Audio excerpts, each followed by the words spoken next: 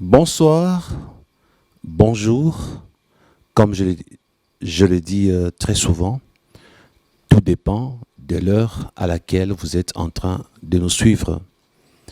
Vous qui nous suivez depuis Guadeloupe, Martinique, île de la Réunion, Guyane française, sans oublier la France, la Suisse, l'Espagne, l'Italie, l'Allemagne, l'Angleterre, l'Australie, l'Afrique, les États-Unis d'Amérique, le Canada et quelques pays africains. Je peux citer le Congo, Kinshasa, Congo-Brazzaville, Cotonou, Côte d'Ivoire, le Gabon. En tout cas, où que vous soyez, nous réitérons nos salutations en disant bonjour et bonsoir. Nous avons enseigné énormément. Nous vous avons présenté beaucoup de révélations et nous avons également promis de commencer des séances de prière parce que bon nombre d'entre vous vous dites « Je ne sais pas comment prier pour telle révélation, vous avez révélé telle réalité satanique, mais moi je ne sais pas comment m'y prendre. » Dans la séance d'aujourd'hui, nous allons commencer une première séance de prière, mais j'aimerais signaler qu'il y a un point commun pour toutes les séances de prière de délivrance. Ce point commun, avant de l'annoncer, j'aimerais lire pour vous un passage biblique qui dit ceci, nous sommes dans le Proverbe. Proverbe chapitre 28, verset 9 dit ceci.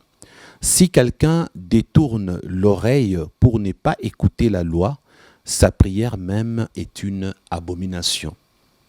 Proverbe étant un livre de l'Ancien Testament, à l'époque, Jésus-Christ n'était pas encore venu pour nous apporter ce qu'on appelle la grâce.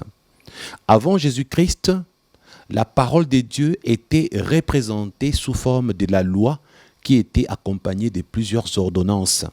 C'est ainsi qu'il était écrit que si quelqu'un s'est détourné son oreille pour ne pas écouter la loi de Dieu, en ce moment-là, lorsque cette personne se mettait à prier, sa prière était une abomination. Avec l'arrivée de Jésus-Christ, nous disons aujourd'hui ceci. Si quelqu'un refuse de mettre la parole de Dieu en pratique, sa prière est une abomination. Donc vous ne pouvez pas vous présenter devant Dieu. Vous ne pouvez pas chercher la délivrance en vivant dans le péché. Vous ne pouvez pas aujourd'hui participer à cette séance de prière si vous êtes dans le péché. Donc, d'ores et déjà, j'aimerais dire que celui ou celle qui se reconnaît rebelle, celui ou celle qui sait qu'il vit ou elle vit permanemment dans le péché, cette première séance de prière ne la concerne pas ou ne le concerne pas.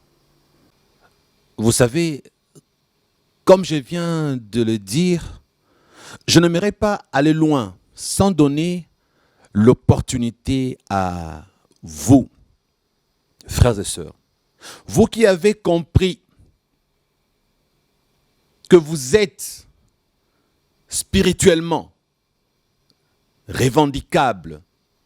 Vous qui avez réalisé que votre vie est douteuse au point que vous risquez d'aller dans une séance de prière et rater votre délivrance.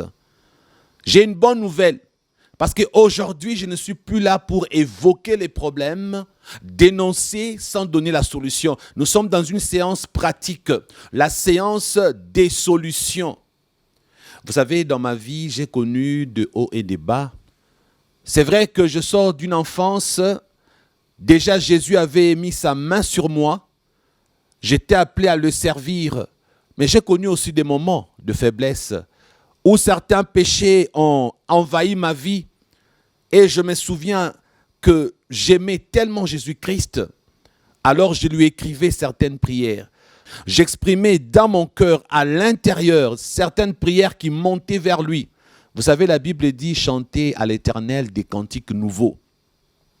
Vous qui n'avez pas les dons de chanter, vous qui n'avez pas les dons de composer des chants, Vous pouvez bénéficier des chants des autres, les inspirations spirituelles des autres, par des chants, des supplications, par des chants d'adoration ou les chants des supplications où quelqu'un reconnaît qu'il est pécheur. Alors je vous invite, par une de mes compositions, à vous agenouiller devant Jésus-Christ. Comme je vous ai dit, je ne suis qu'un représentant de Jésus-Christ. Je ne suis que l'envoyé. Je ne suis que le messager. Or, le messager n'est pas plus grand que le message. Jésus-Christ est le message. Moi, je suis le messager. Je vous présente le message. Lui, devant lui, vous pouvez vous agenouiller. Vous qui voulez réparer avec lui. Comme des enfants prodigues, je vais vous inspirer un chant. Je dirais mieux. J'ai un chant que j'ai composé. Une sœur l'a chanté. Elle s'appelle Élisée Ochoaba. Elle a chanté à ma place des paroles d'inspiration. Des paroles où je me remettais entre les mains de Dieu. Nous sommes dans une séance pratique. Vous savez, l'adoration fait partie de la délivrance également. Il y a des démons qui sont secoués par le chant d'adoration. Il y a des démons qui sont secoués par même le chant de supplication. Lorsque quelqu'un pleure, lorsque quelqu'un s'humilie, il y a des démons qui commencent déjà à bouger. Il y a des démons qui sortent même lorsque vous adorez Dieu. D'autres qui sortent même au moment où vous êtes en train de reconnaître vos péchés. Vous êtes en train de vous humilier devant Jésus. Parce que Paul a dit, ce n'est plus moi qui vis, c'est Christ qui vit en moi. Quand Christ commence à revenir dans ta vie, toi qui étais tombé dans le péché, toi qui étais apostat, toi l'enfant prodigue, lorsque l'enfant prodigue était rentré chez les papas, il y a eu une fête que le Père avait organisée. Et dans la Bible, il est dit, lorsqu'un pécheur s'est converti, il y a une fête au ciel. Frères et sœurs, si tu reviens à Jésus, on va célébrer ça avec les anges. Si tu reviens comme un enfant prodigue, il y aura également fête pour toi. Nous sommes dans une séance pratique, une séance des solutions. Le but aujourd'hui n'est pas seulement d'évoquer les problèmes, de dire ce que Satan fait, c'est de vous donner des solutions. Mets tes genoux par terre, mets tes genoux par terre, agenouille-toi devant Jésus. Regarde dans ton cœur Jésus. Écoute la voix de Jésus par sa parole. Sans sa présence, parce que Paul a dit, ce n'est plus moi qui vis, c'est Christ qui vit en toi. Invite Jésus de nouveau dans ta vie. Mets tes genoux par terre. Commence à dire à Jésus, je reconnais que je suis pécheur. Je reconnais que je m'étais éloigné de toi. Je reconnais que j'étais rebelle. Cette fois-ci, je suis cet enfant prodigue qui était parti. Cet enfant prodigue qui revient, mais qui ne repartira plus, qui restera dans la maison. Je ne rechuterai plus, je ne tomberai plus dans le péché. Je renonce. Ô toi Jésus, divin enfant, Jésus-Christ, je t'adore. Divin enfant, Jésus-Christ, je te loue. Divin enfant, Jésus-Christ devenu grand, tu as donné ta vie pour me racheter du péché. Est-ce que tu sais que je t'aime, ô Jésus-Christ? Je vais te prêter mes paroles d'adoration dans un esprit de supplication où je me remettais entre les mains de Dieu. Un chant composé aussi pour vous. Je me suis mis dans la peau de ceux qui se perdent, de ceux qui veulent revenir à la maison comme des enfants prodigues. Alors ces chants de supplication, je les chanté pour vous, pour que vous puissiez dire ceci à votre Dieu.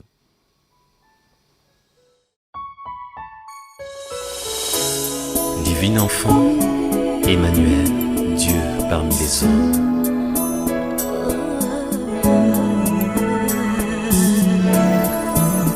Est-ce que tu sais que je t'aime?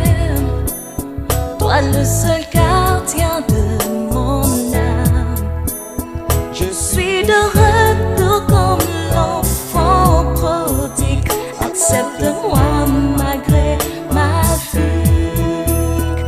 Est-ce que tu sais que je t'aime? Même si je reste parfois le même. Je sais que tu te souviens encore de moi. Moi qui pense toujours à toi. Si tu entends parfois ces mots si tristes, si calmes cette voix, qui crie presque tout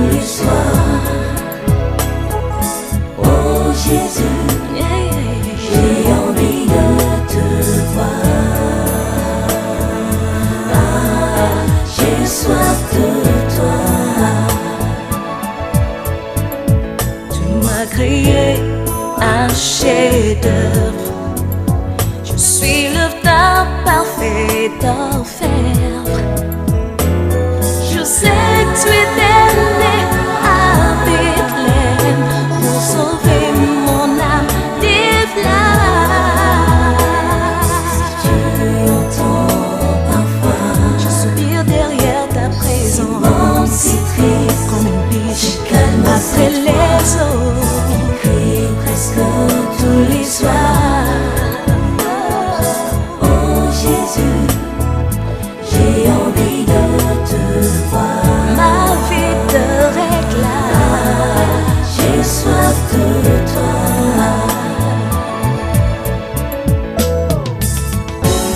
Tu écoutes souvent mes prières quand porte le vent, qui te disent combien de fois j'ai besoin de toi. J'ai besoin de toi. J'ai besoin de toi. Tu écoutes souvent mes prières quand porte le vent, qui te disent combien de fois je désire te voir. Je désire te voir.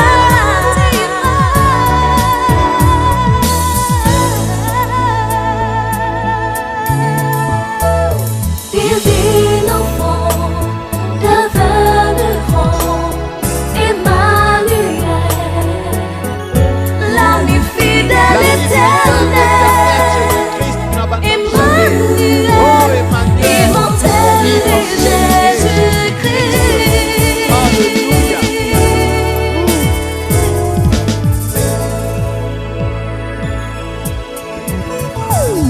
Divin enfant, devenu grand, Emmanuel,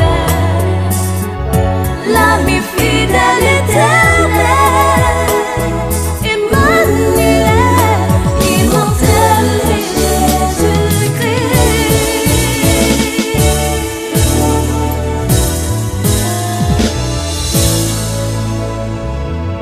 Alléluia. Emmanuel, Dieu au milieu de nous. Si tu as fait cette prière par ces chants, si tu es inspiré par cette prière dans ces chants que j'ai composés, reviens à la maison comme l'enfant prodigue. Reviens à la maison et le Père va de nouveau t'accueillir. Tu redeviendras l'un de nous. Tu seras parmi nous et tu seras guéri, délivré, sauvé, car Jésus-Christ est le message. Moi, je ne suis que le messager. Je t'assure, reviens, prie au fond de ton cœur, répands-toi, abandonne la vie de la rébellion comme l'enfant prodigue. Nous allons continuer, frères et sœurs. Cela sera une perte de temps pour vous si vous passez les heures, des minutes, des secondes ou des heures et des heures à faire des prières que le pasteur Christian est en train d'organiser. Si vous demeurez dans le péché, c'est une perte de temps. Et encore pire, vos prières seront des abominations devant la face de Dieu. Ta prière, mon frère, ma sœur, sera une abomination devant la face de Dieu. Donc, j'insiste, si tu te reconnais dans le péché de façon permanente, si tu sais que tu es vraiment quelqu'un qui ne sait pas détourner du péché, de la vie du péché, ces séances de prière ne te concernent pas. Il n'y aura aucun changement après ces prières. Il n'y aura aucune visitation divine après ces prières. Rien ne va changer dans ta vie. Ton existence deviendra pire qu'avant. J'aimerais aussi préciser ceci. Il y a de ces gens-là qui pensent qu'il suffit de faire une prière rapide dite de la repentance. Pendant qu'ils vivent dans le péché, pour faire cette séance de prière, de délivrance avec moi, ils vont confesser rapidement leur péché. Seigneur Jésus, j'ai couché avec mon petit ami, pardonne-moi. Seigneur Jésus, j'ai tué menteur, pardonne-moi. Seigneur Jésus. Ce sont des fausses confessions tant que le Seigneur regarde dans votre cœur. Il sait que vous êtes en train de vous repentir pour juste faire les prières de délivrance et après vous retournerez dans votre vie de péché. sachez que c'est une séance de prière perdue pour vous. Ne participez pas à cette séance de prière. Parce qu'il y a de ces gens-là qui savent qu'ils vivent en couple, jamais mariés. Vous faites déjà des enfants, vous couchez ensemble, vous êtes dans la même maison, vous êtes dans le péché. Ne pensez pas qu'il vous suffit de dire « Seigneur, pardonne-moi parce que j'ai couché avec cette femme que je n'ai pas épousée. Pardonne-moi parce que je lui ai fait des enfants. » Et puis paf, tu passes à la délivrance. Ça ne marchera pas. Parce que tu es constamment et permanemment dans ton péché de fornication. Il ne suffit pas de dire « Bon, voilà, j'ai menti une histoire à dormir debout à la France, dans le pays où tu es. Tu connais comment tu as falsifié les documents, tu as menti ton âge, tu as menti ton nom, tu as menti que tu es cherché pour être assassiné dans ton pays, tu as créé une histoire abracadabrante, une histoire convaincante, une histoire à dormir debout. C'est à cause même de cette histoire que toi, jusqu'à aujourd'hui, tu continues à mentir à l'administration du pays où tu es. Tu continues à mentir au service de l'immigration. Tu mens à la police. Mon frère, ma soeur, tu vis permanemment dans le péché. Cette séance de prière ne te concerne pas. Supposons que ce sont des choses que tu as fait il y a 10 ans. Tu as déjà tes documents. Oui, tu les avais eus en mentant, en trichant, en falsifiant. Mais c'est le passé. À l'époque, tu étais païen. Tu étais païenne. La Bible dit, Dieu, sans tenir compte des temps de l'ignorance, annonce maintenant à tout homme, en tout lieu qu'ils aient à se repentir. Nous sommes dans Actes chapitre 10, versets 30, 31 ou 32, je ne sais plus, on va afficher le verset. Donc c'est pour dire que nous ne sommes pas en train de parler de ceux qui étaient païens, qui ont eu à mentir, qui ont eu de faux visas, qui ont falsifié. Nous ne parlons pas de ceux-là. C'était les temps de l'ignorance. Dieu vous a déjà pardonné parce que vous étiez des pécheurs ignorants. Vous étiez des païens. Mais toi qui t'es dit chrétienne et chrétien, dès l'instant où volontairement tu as décidé de mentir, de vivre dans le péché, toi, tu n'es pas concerné par cette prière. Parce qu'en vivant volontairement dans le péché, la Bible dit que ta prière sera une abomination. Dans 1 Jean chapitre 3, 8, 9 à 10, je répète trop ces passages. Je sais pourquoi je le fais exprès. Parce que c'est dans ces passages que la Bible précise qui est enfant de Dieu et qui ne l'est pas. Donc si tu pratiques le péché, tu appartiens à Satan. Si tu vis volontairement dans le péché, tu es du diable, que tu le veuilles ou pas. Tu es un chrétien hypocrite, une chrétienne hypocrite, tu appartiens à Satan. Les prières ici, ça ne va pas t'aider. Ne peut être aidé que la personne qui craint Dieu, qui pêche accidentellement, parce que la Bible dit, 7 fois le juste tombe, 7 fois il se relève. Pourquoi on dit tomber? Parce qu'on ne peut pas tomber volontairement, on ne tombe qu'accidentellement. Voilà pourquoi le péché est un accident. Le péché est une vie accidentelle pour le vrai chrétien. 7 fois le juste tombe, 7 fois il se relève. Et la Bible dit encore dans le Nouveau Testament, si nous avons péché, nous avons un avocat auprès du Père, Jésus-Christ le juste. C'est lui qui est notre avocat. Il intercède auprès de son Père pour nous. Frères et sœurs, dans cette première séance d'autodélivrance contre plusieurs choses que nous allons annoncer, nous allons commencer premièrement par vous préparer à la délivrance. La préparation à la délivrance s'appelle la repentance. Donc, on ne peut pas chercher une délivrance si on n'est pas chrétien. On ne peut pas chercher une délivrance si on est chrétien, mais on vit permanemment dans le péché. S'il y a quelqu'un parmi vous qui veut honnêtement abandonner la vie permanente du péché, quelqu'un veut aujourd'hui dire « Je ne veux plus être chrétien hypocrite, je veux craindre Dieu, je décide de renoncer à la vie de débauche, je décide de renoncer à la vie de fornication, le mensonge, le vol. » Si ta prière, disons, si ta repentance est sincère, Dieu qui regarde dans ton cœur, il va te pardonner. Mais si Dieu sait que, après avoir demandé pardon aujourd'hui, demain tu vas rentrer comme le chien. La Bible dit, vous savez, je vous ai donné des passages, je vous ai parlé de l'esprit du chien. Si Dieu sait que tu n'es qu'un chien, tu rentres au vomissement. Parce qu'il y a des chrétiens comme ça. Ils confessent lundi, mardi, ils pêchent. Ils confessent mercredi, jeudi, ils pêchent. C'est un cercle. C'est un cercle vicieux, cycle infernal. Si c'est comme ça que tu es, toujours la récidive, toi, Dieu ne te pardonne plus. Parce que Dieu sait que tu fais de la comédie. Tu joues comme un acteur de cinéma. Toi, il ne te pardonnera pas. Oui, je vous dis vrai. Il ne pardonnera pas. Dieu ne pardonne que la vraie repentance, le vrai repenti, parce qu'il lit dans ton cœur. Il sait que quand tu demandes pardon, demain tu vas résister. Il y en a qui pensent que la vie de sanctification, c'est « je pêche, Seigneur Jésus, pardonne-moi, sanctifie-moi ». Je pêche encore, Seigneur Jésus, pardonne-moi, sanctifie-moi. On invoque le sang de Jésus, purifie-moi, sanctifie-moi. Tu pêches encore, le sang de Jésus. Vous vous trompez. Ce n'est pas ça la vie de sanctification. La vie de sanctification, c'est j'ai l'occasion de pécher, mais je refuse de pécher. C'est ça vivre dans la sanctification. Souvenez-vous de David. Lorsque le prophète Samuel, envoyé par Dieu, est parti dans la famille de David. Alors, qu'est-ce qui s'est passé? Le père de David s'est organisé pour sanctifier tous ses enfants. On a sanctifié Eliab, on a sanctifié le frère d'Eliab, tout le frère de David avait été sanctifié.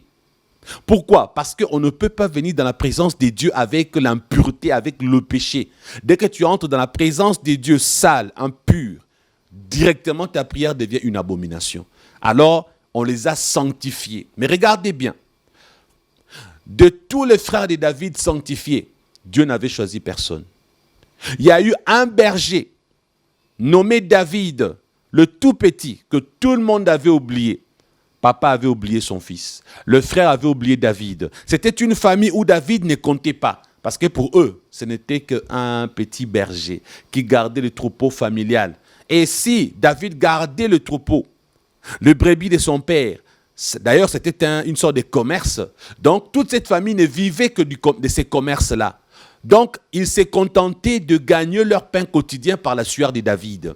David était comme un instrument qu'on utilisait. Il paie le brebis, lorsqu'il y a on vend le marchandise, on vend ses animaux, eux ils ont l'argent, ils vivent, ils sont contents. Mais David lui-même, on ne comptait pas sur lui. Donc c'était comme un instrument qu'on utilisait, et à la fin, on ne peut pas compter sur lui dans ces genres de séances sérieuses où Dieu cherche quelqu'un. Il y a aussi des familles comme ça. On a besoin de toi que pour vendre dans la boutique. On a besoin de toi que pour que tu travailles, tu donnes l'argent à ta famille. Depuis que tu es parti en Europe, on te considère seulement comme une machine à sous. Tu es devenu leur banque, tu es devenu leur esclave, tu travailles pour eux. Regarde bien dans ta vie, tu n'as rien à part l'argent pour payer ton loyer. Même les habits, tu n'arrives pas à les acheter parce que tu dois payer les Minerval de ton petit frère. Tu dois payer le Minerval de ta grande sœur. Tu dois aller soutenir la tante X. Tu es esclave. Au fait, c'est une technique satanique parce que toi, tu vas te dire « Non, je suis en train d'aider ma famille. » Or, Jésus avait bien dit « Mes frères et mes sœurs. » Jésus avait dit que ses frères et ses sœurs, ce n'étaient pas ceux qui sont nés avec lui dans la même famille, ayant le même père, la même mère, mais il avait précisé que c'était ceux qui écoutaient la parole de Dieu. Ses frères et ses sœurs, c'était les enfants de Dieu, les autres chrétiens. Alors toi, si tu penses que ce que tu fais est bien, oui, tu fais bien par rapport à l'humanité. Mais par rapport à la spiritualité, tu perds ton argent. Parce qu'on ne peut investir son argent que sur une terre fertile. Ce n'est pas n'importe qui a droit de manger ton argent. Parce qu'il y a de ces gens-là, tu investis dans leur vie, ce sont des sorciers. Tu investis dans leur vie, ce sont les tueurs de demain. Pendant que toi, tu payes de l'argent, elle fait des avortements, ta cousine ou ta nièce ou ta petite sœur. Pendant que toi, tu es en train de financer ton père, c'est un sorcier la nuit qui bouffe la chair humaine. Donc, frères et sœurs, David était utilisé par sa famille. On l'avait oublié, on ne comptait pas sur lui. Pareil pour ta famille. Le jour où il y aura un événement sérieux, où il faudra qu'on cherche à bénir quelqu'un, à élever quelqu'un, un poste important, un téléphone a sonné. Papa, donne-moi un de tes enfants pour qu'il devienne ministre. Donne-moi un de tes enfants parce que j'ai une bénédiction. Ce n'est pas toi. Pourtant, c'est toi qui nourris la famille. Pourtant, c'est toi qui te tues pour les autres. On ne va même pas te chercher. Mais Dieu, quand les humains t'oublient, lui t'oublie jamais. Mais Dieu, quand les humains t'oublient, lui t'oublie jamais. On avait oublié David, mais Dieu ne l'avait pas oublié. On les avait sanctifiés, mais Dieu a refusé de les choisir. Vous savez pourquoi? Parce que leur sanctification était une sanctification passagère. C'était une sanctification conditionnelle, une sanctification par intérêt. Donc, on se sanctifie pour que Dieu nous choisisse. Mais on ne vit pas dans la sanctification. On ne va même pas demeurer dans la sanctification. On ne s'est fait sanctifier que pour Dieu choisisse l'un de nous. Dieu les a tous rejetés. Mais il y avait un petit David qui vivait dans une sanctification permanente. David avait une relation avec Dieu, mais ses frères n'avaient aucune relation avec Dieu. Tu veux ta délivrance? Tu veux la visitation divine? Tu veux le miracle de Dieu? Tu veux que Dieu te choisisse? Tu veux que Dieu te bénisse? Sois David. Il avait une relation avec Dieu. Il avait une bonne communication spirituelle avec Dieu, une vraie relation avec Dieu. Alors qu'est-ce qui s'est passé? Comme il vivait permanemment dans la sanctification, Dieu a dit, j'ai quelqu'un. Parmi tous ceux qu'on avait présentés à Samuel, Dieu a dit, il n'y a personne. Alors ils se sont posé la question, Samuel leur a demandé, n'avez-vous pas oublié quelqu'un? Ah oui, il y a un tout petit là qui paie le brebis. Allez le chercher. Donc Dieu te cherche. Quand tu vis dans la sanctification, c'est Dieu qui va te chercher. Quand tu vis dans la haine du péché, dans la crainte de Dieu, tu as une relation avec Dieu, Dieu va te chercher. Donc Dieu te cherche. Quand tu vis dans la sanctification, c'est Dieu qui va te chercher. Quand tu vis dans la haine du péché, dans la crainte de Dieu, tu as une relation avec Dieu, Dieu va te chercher. Il enverra les gens te chercher. La bénédiction de Dieu va te courir après. La bénédiction de Dieu va te chercher. Tu veux que la délivrance te cherche? Crains Dieu. Sois comme David. Tu veux que la délivrance te cherche? Alors attache-toi à Jésus-Christ. Crains Dieu, vis dans la haine du péché. Si tu es comme David, tu recevras les bénédictions divines. Tu n'auras pas besoin de le chercher. Elles te chercheront. Les bénédictions de Dieu vont te chercher. Sachez une chose. Dans le royaume de Dieu, Dieu a beaucoup de solutions qui cherchent des problèmes. Pendant que toi, tu as beaucoup de problèmes, sache une chose, ma sœur. Dieu a beaucoup de solutions qui cherchent des problèmes.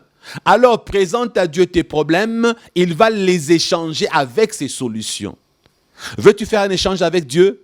Amène tes problèmes, il te donnera des solutions. Si tu es fatigué de tes problèmes. La clé de la réussite, c'est la crainte de Dieu. La réussite commence par la haine du péché et la crainte de Dieu. Dieu a visité David parce qu'il vivait dans la sanctification permanente. Résultat de la sanctification permanente dans la vie de David. Un jour, il y a eu un ours qui voulait s'en prendre aux brebis, qui voulait tuer les brebis sous contrôle de David. Qu'est-ce que David a fait? Il a tué l'ours. Un jour, il y a eu un lion rugissant, comme la Bible dit. Le diable est un lion rugissant, cherchant qui il veut dévorer, parce que son temps, il n'a plus beaucoup de temps. Lorsque le lion rugissant te montre les dents, il ne te montre pas les dents parce qu'il est en train de te sourire. Lorsqu'un lion rugissant te montre ses dents, c'est pour te dévorer, c'est pour te croquer. L'image du diable, le lion que David avait terrassé. Lorsque le lion a voulu s'accaparer de brebis, David a tué le lion parce qu'il avait l'approbation de Dieu. Il était loin, même en privé. Il était loin, même en secret. Il y a des chrétiens qui ont des relations spéciales avec Dieu. Ils sont déjà loin en privé. Là, dans le privé, ils font des grandes choses avec Dieu. Là, dans le privé, ils tuent l'ours, ils tuent le lion. Là, dans le privé, ce sont des chrétiens qui vivent, qui expérimentent la main puissante de Dieu. Ce sont des chrétiens comme ça que la bénédiction cherche. Ce sont des chrétiens comme ça que Dieu court après. À ceux-là, la délivrance ne rate jamais. Lorsque tu vas faire ces prières, tu seras guéri de ta maladie incurable. Lorsque tu vas faire ces prières, tu seras délivré de ta situation impossible parce que Dieu va te chercher. La solution de Dieu va te chercher à cause de ta relation avec lui, à cause de ta sanctification permanente. Dieu viendra vers toi comme il avait fait avec David, frères et sœurs. Mais ceux qui vivent dans le péché, Dieu ne les cherche pas. Ceux qui vivent dans la perdition, Dieu ne les cherche pas. D'ailleurs, Dieu les présente comme appartenant à Satan. D'ailleurs, Dieu dit que ce sont des chiens Et dans Apocalypse, il est dit, dehors le chien. Parce que le chien, c'est qui? C'est cet homme qui s'est dit chrétien, qui vit dans le péché parce que le péché, il était censé abandonner. Elle est censée abandonner parce que la Bible dit, les choses anciennes sont passées. C'est quelle chose? La vie du passé, la vie de la débauche, la vie du vol, la vie de péché. Les choses anciennes, les choses au pluriel, les choses mauvaises, tu dois les abandonner. Mais si ces choses ne passent pas, rien ne deviendra, aucune chose ne deviendra nouvelle dans ta vie. Il n'y aura pas de nouveauté de vie. Tu ne seras pas né de nouveau. Naître de nouveau. La nouvelle naissance n'est pas une adhésion. La nouvelle naissance n'est pas un titre. On ne devient pas chrétien par adhésion. Ce n'est pas un titre. La nouvelle naissance est un miracle. La nouvelle naissance est un miracle que l'Esprit de Dieu produit. Parce que sans le miracle de la nouvelle naissance produit par le Saint-Esprit, tu ne seras pas transformé. Et si tu veux ces miracles, tu dois être sincère dans ta repentance. Tu dois décider d'abandonner la vie du péché. Et lorsque tu abandonnes la vie du péché, ça doit te faire mal. Tu vas perdre le bénéfice attaché au péché. Exemple, tu ne mangeais pas à la sueur de ton front. Tu mangeais par l'exercice et l'emploi de ton sexe. Dès que tu abandonnes, plus d'argent, tu vas souffrir pour la sanctification. Tu vas souffrir pour le miracle de la nouvelle naissance. Tu étais attaché au péché, c'est là que tu gagnais ton pain. Mais si tu acceptes la nouvelle naissance, tu dois mourir avec Jésus et souffrir avec Christ. Frères et sœurs, on ne peut pas se soumettre à Dieu sans souffrir. La souffrance est un brisement qui nous apprend la soumission à la parole de Dieu. D'ailleurs, la Bible dit que Christ lui-même a appris la souffrance. Christ lui-même a appris l'obéissance par la souffrance. Le verset est affiché. Si le Fils de Dieu, 100% Dieu, 100% homme, a appris l'obéissance par la souffrance, alors sachez que la souffrance est une chose que Dieu utilise pour te briser, te façonner, t'apprendre à lui obéir. Si tu fuis la souffrance, tu n'obéiras jamais à Dieu. Si tu acceptes la souffrance, alors tu apprendras l'obéissance par les choses qui te font souffrir. Lorsqu'on souffre, on doit bien souffrir avec Jésus. Mais lorsqu'on fuit la souffrance, on choisit le péché pour alléger la souffrance, on est rejeté par Dieu. Dans cette première séance de prière de délivrance, Dieu va agir dans vos vies miraculeusement. Le Seigneur me montre les chaînes qui vont tomber. Le Seigneur me montre des maladies incurables qui seront guéries. Le Seigneur me montre par les yeux de la foi les grandes choses qu'il va accomplir dans ta vie. Toi qui crains Dieu comme David, le miracle vont te suivre. L'onction va te suivre. Les bénédictions vont te suivre. Parce que Dieu justifie ceux qu'il aime. Et j'aimerais donner une bonne nouvelle à ceux qui pêchent encore, qui sont attachés au péché, mais qui se disent, Seigneur, j'aimerais bien m'en débarrasser. Si réellement tu pleures en ces moments, si réellement en ces moments tu tiens tellement à arrêter avec la fornication, à arrêter avec les mensonges, tu en as marre des péchés, tu tombes toujours dans la masturbation, tu ne veux pas mais tu te retrouves dedans. Si Dieu regarde dans ton cœur qu'il y a un désir ardent, un désir profond de devenir une nouvelle créature, vu que la nouvelle naissance est un miracle, je vais prier pour que ces miracles te soient accordés. Peut-être que ce sont les démons qui t'y poussent, peut-être que ce sont des liens qui t'y poussent. Si c'est le cas, je vais faire une prière spéciale tout de suite. J'ordonne au nom de Jésus que le lien qui te pousse au péché et à la récidive, que ces liens soient coupés dans le nom puissant de Jésus. Si ce sont les démons qui te poussent au péché, qui te rendent esclave, qui t'empêchent de résister contre le péché, j'ordonne à ces démons qui te poussent au péché de déguerpir de ton corps, de quitter ton corps dans le nom puissant de Jésus.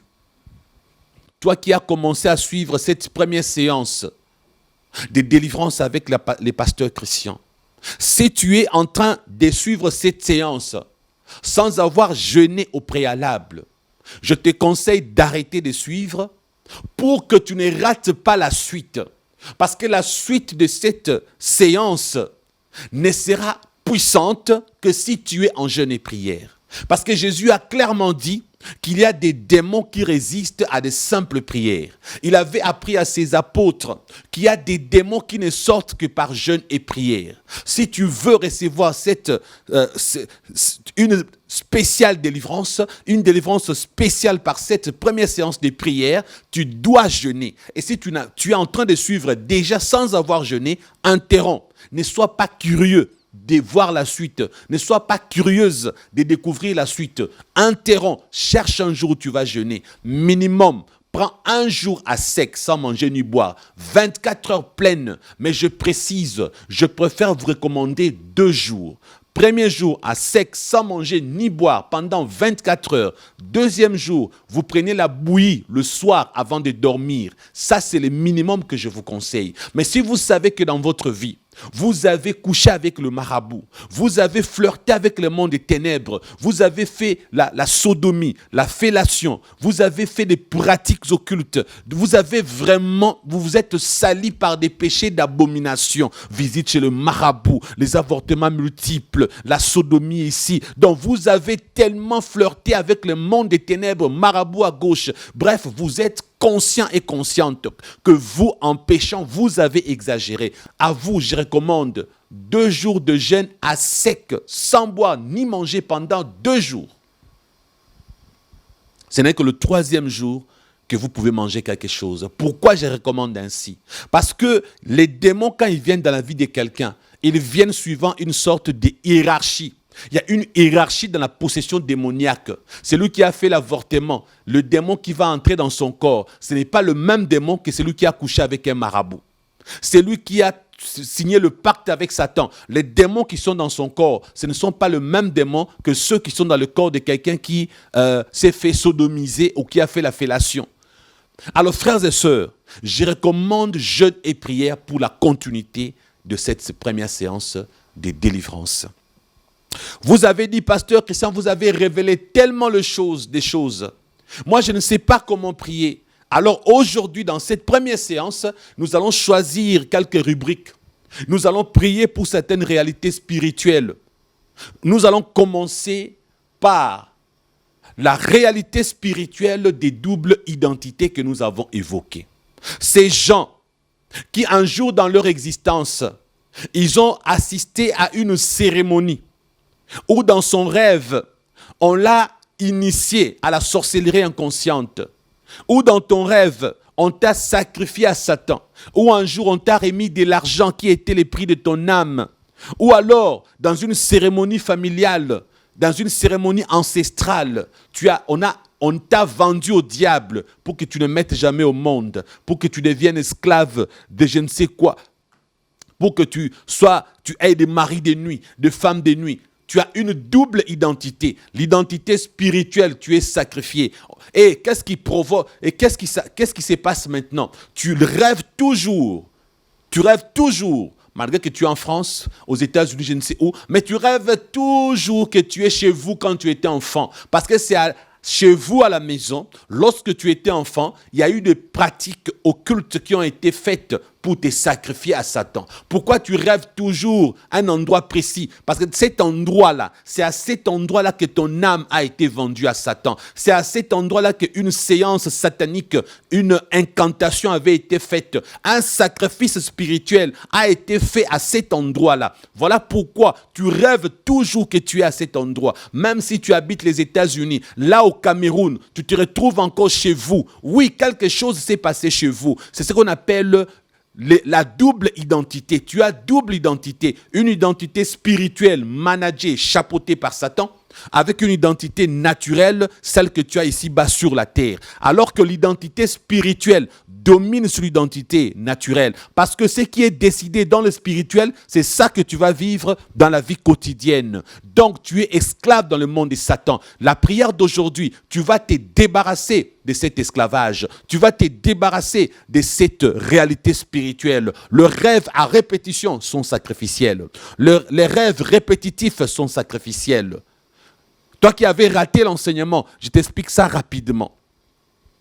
Quand j'étais enfant, par exemple pour mon cas, papa est parti chercher des féticheurs. Ils sont venus à la maison Ils ont demandé à papa d'acheter une poule, d'acheter tout ce qu'ils avaient acheté, des choses vraiment sataniques. Ils ont commencé à faire leurs incantations. Et ils nous ont fait manger les poulets, nous tous. C'était une cérémonie satanique. Dans cette cérémonie, moi, j'ai été vendu à Satan. Je l'ai su bien des années après. Bon, beaucoup de gens qui ont suivi déjà mon demi-témoignage savent de quoi je parle. Vous qui avez raté, pas de problème. Mais je suis en train d'évoquer cette séance pour vous dire ceci.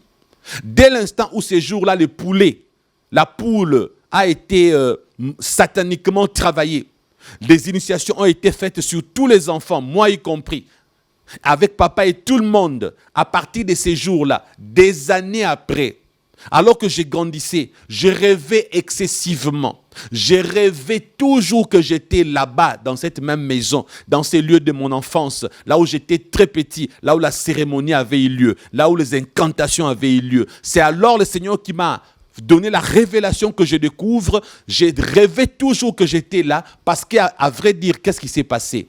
Mon âme est dans mon corps comme pour tout le monde. Mon corps est sur terre ici-bas. Mais le pratique qu'on avait eu à faire, ils ont pris mon esprit en otage. Par le lien des sangs, j'appartiens à mon Père. Par le lien des sangs, mon Père m'avait confié à Satan. Alors, par la revendication spirituelle du lien des sangs, mon esprit se retrouve toujours amené au même endroit. Voilà pourquoi quand tu dors, même si tu es aux États-Unis, même si tu es en France, à Martinique, Guadeloupe, l'île de la Réunion, où que tu sois, tu rêves toujours que ton esprit est dans votre village. Tu rêves toujours que tu es là-bas, quelque part en Afrique, ou même en Europe. Toi, tu es aux États-Unis. En Europe, il y a eu des pratiques qui ont été faites contre toi, mais tu rêves, tu es toujours en Europe pendant que tu vis aux États-Unis. Cela veut dire, l'explication de ces genres de rêves à répétition. Cela veut dire que si ton esprit rentre toujours à cet endroit-là, parce qu'il y a quelque chose qui relie ton esprit au lieu en question. Il y a une incantation, une cérémonie qui avait été faite, que ton esprit a un lien qui le ramène toujours à cet endroit-là. Alors ce sont des liens qu'il faut briser. Ce sont des liens d'alliance qu'il faut couper. Même si ce n'était pas volontaire. Oui, celui qui a fait ça avait un droit légal sur toi. Pour mon cas, c'est mon père qui avait le droit légal sur moi. Lien de sang, il m'avait sacrifié. Et mon esprit a été pris à cet endroit. Et même si je pars n'importe où, mon esprit va avec moi partout où je pars. Oui, ton esprit n'est pas toujours là-bas. Mais qu'est-ce qu'ils font? Ils appellent toujours ton esprit à répondre au rendez-vous. Lorsque tu es aux États-Unis, tu peux avoir ton corps, ton âme et ton esprit, oui. Mais lorsque tu dors la nuit, ils font une incantation ou bien un sifflet magique. Ça dépend d'un groupe de sorciers à un autre groupe et d'un groupe de satanistes à un autre. Il y en a qui le font par sifflet, d'autres le font par... ça dépend, en tout cas ça dépend. Bref, ils font toujours quelque chose qui appelle ton esprit. Ton esprit n'a pas le choix. Il doit répondre à l'appel. Il va quitter les États-Unis où tu es. Il va se retrouver là au village, là où la cérémonie avait eu lieu. Quand tu étais enfant, on te faisait des scarifications sur le corps. On t'a fait porter, je ne sais pas moi, une corde autour de la taille. On t'a fait de trucs, on t'a dit c'est pour la protection. On t'a fait boire une mixture. On a pris un produit, on a mis sur ton corps, on a frotté je ne sais quoi. Alors quelque chose te ramènera toujours. Il faut briser, il faut couper. Parce que la double identité veut dire quoi? Que tout ce que tu vivras jusqu'à ta mort sur terre, c'est ce qu'eux ils vont décider dans le monde des ténèbres. Lorsque tu as une double identité spirituelle, les rêves à répétition seront monnaie courante dans ta vie. Cela veut dire que l'argent que tu gagnes, le 5 000 $ de ton salaire, lorsqu'ils vont décider la nuit, ils vont décider à ce que dans les 5 000, qu'un problème naisse en Afrique, 2000 ira chez maman, 500 chez un cousin, 200 chez XY, il te laisse ce que tu vas payer les loyers. Tu vas te rendre compte, malgré ton salaire de 5 000 $, après 10 ans de travail, tu ne fais rien. Tu n'as même pas acheté un appartement. Après 3 ans de travail, tu trouves que tout ton argent, c'est toujours la famille qui bouffe. Parce que dans le monde des ténèbres, ils t'ont pris en otage. Ils sont en train de t'utiliser, un peu comme l'Égypte utilisait les Hébreux pour construire et bâtir leurs pyramides. C'était des esclaves qui travaillaient en Égypte. C'est ça une loi spirituelle que Satan utilise. Satan, c'est lui qui avait fait que les Égyptiens exploitent les Juifs, même si Dieu avait laissé faire, ce n'est pas Dieu qui avait demandé que cela soit fait. Dieu a laissé faire, mais c'était une réalité spirituelle où le peuple de Dieu était esclave. Le même principe, Satan l'utilise dans le spirituel. Il y a des enfants de Dieu qui travaillent durement, mais n'en bénéficient pas. C'est ce qui s'est passé avec le peuple de Dieu en Israël, en Égypte. Ce sont eux qui travaillent durement, mais les Égyptiens en tiraient profit.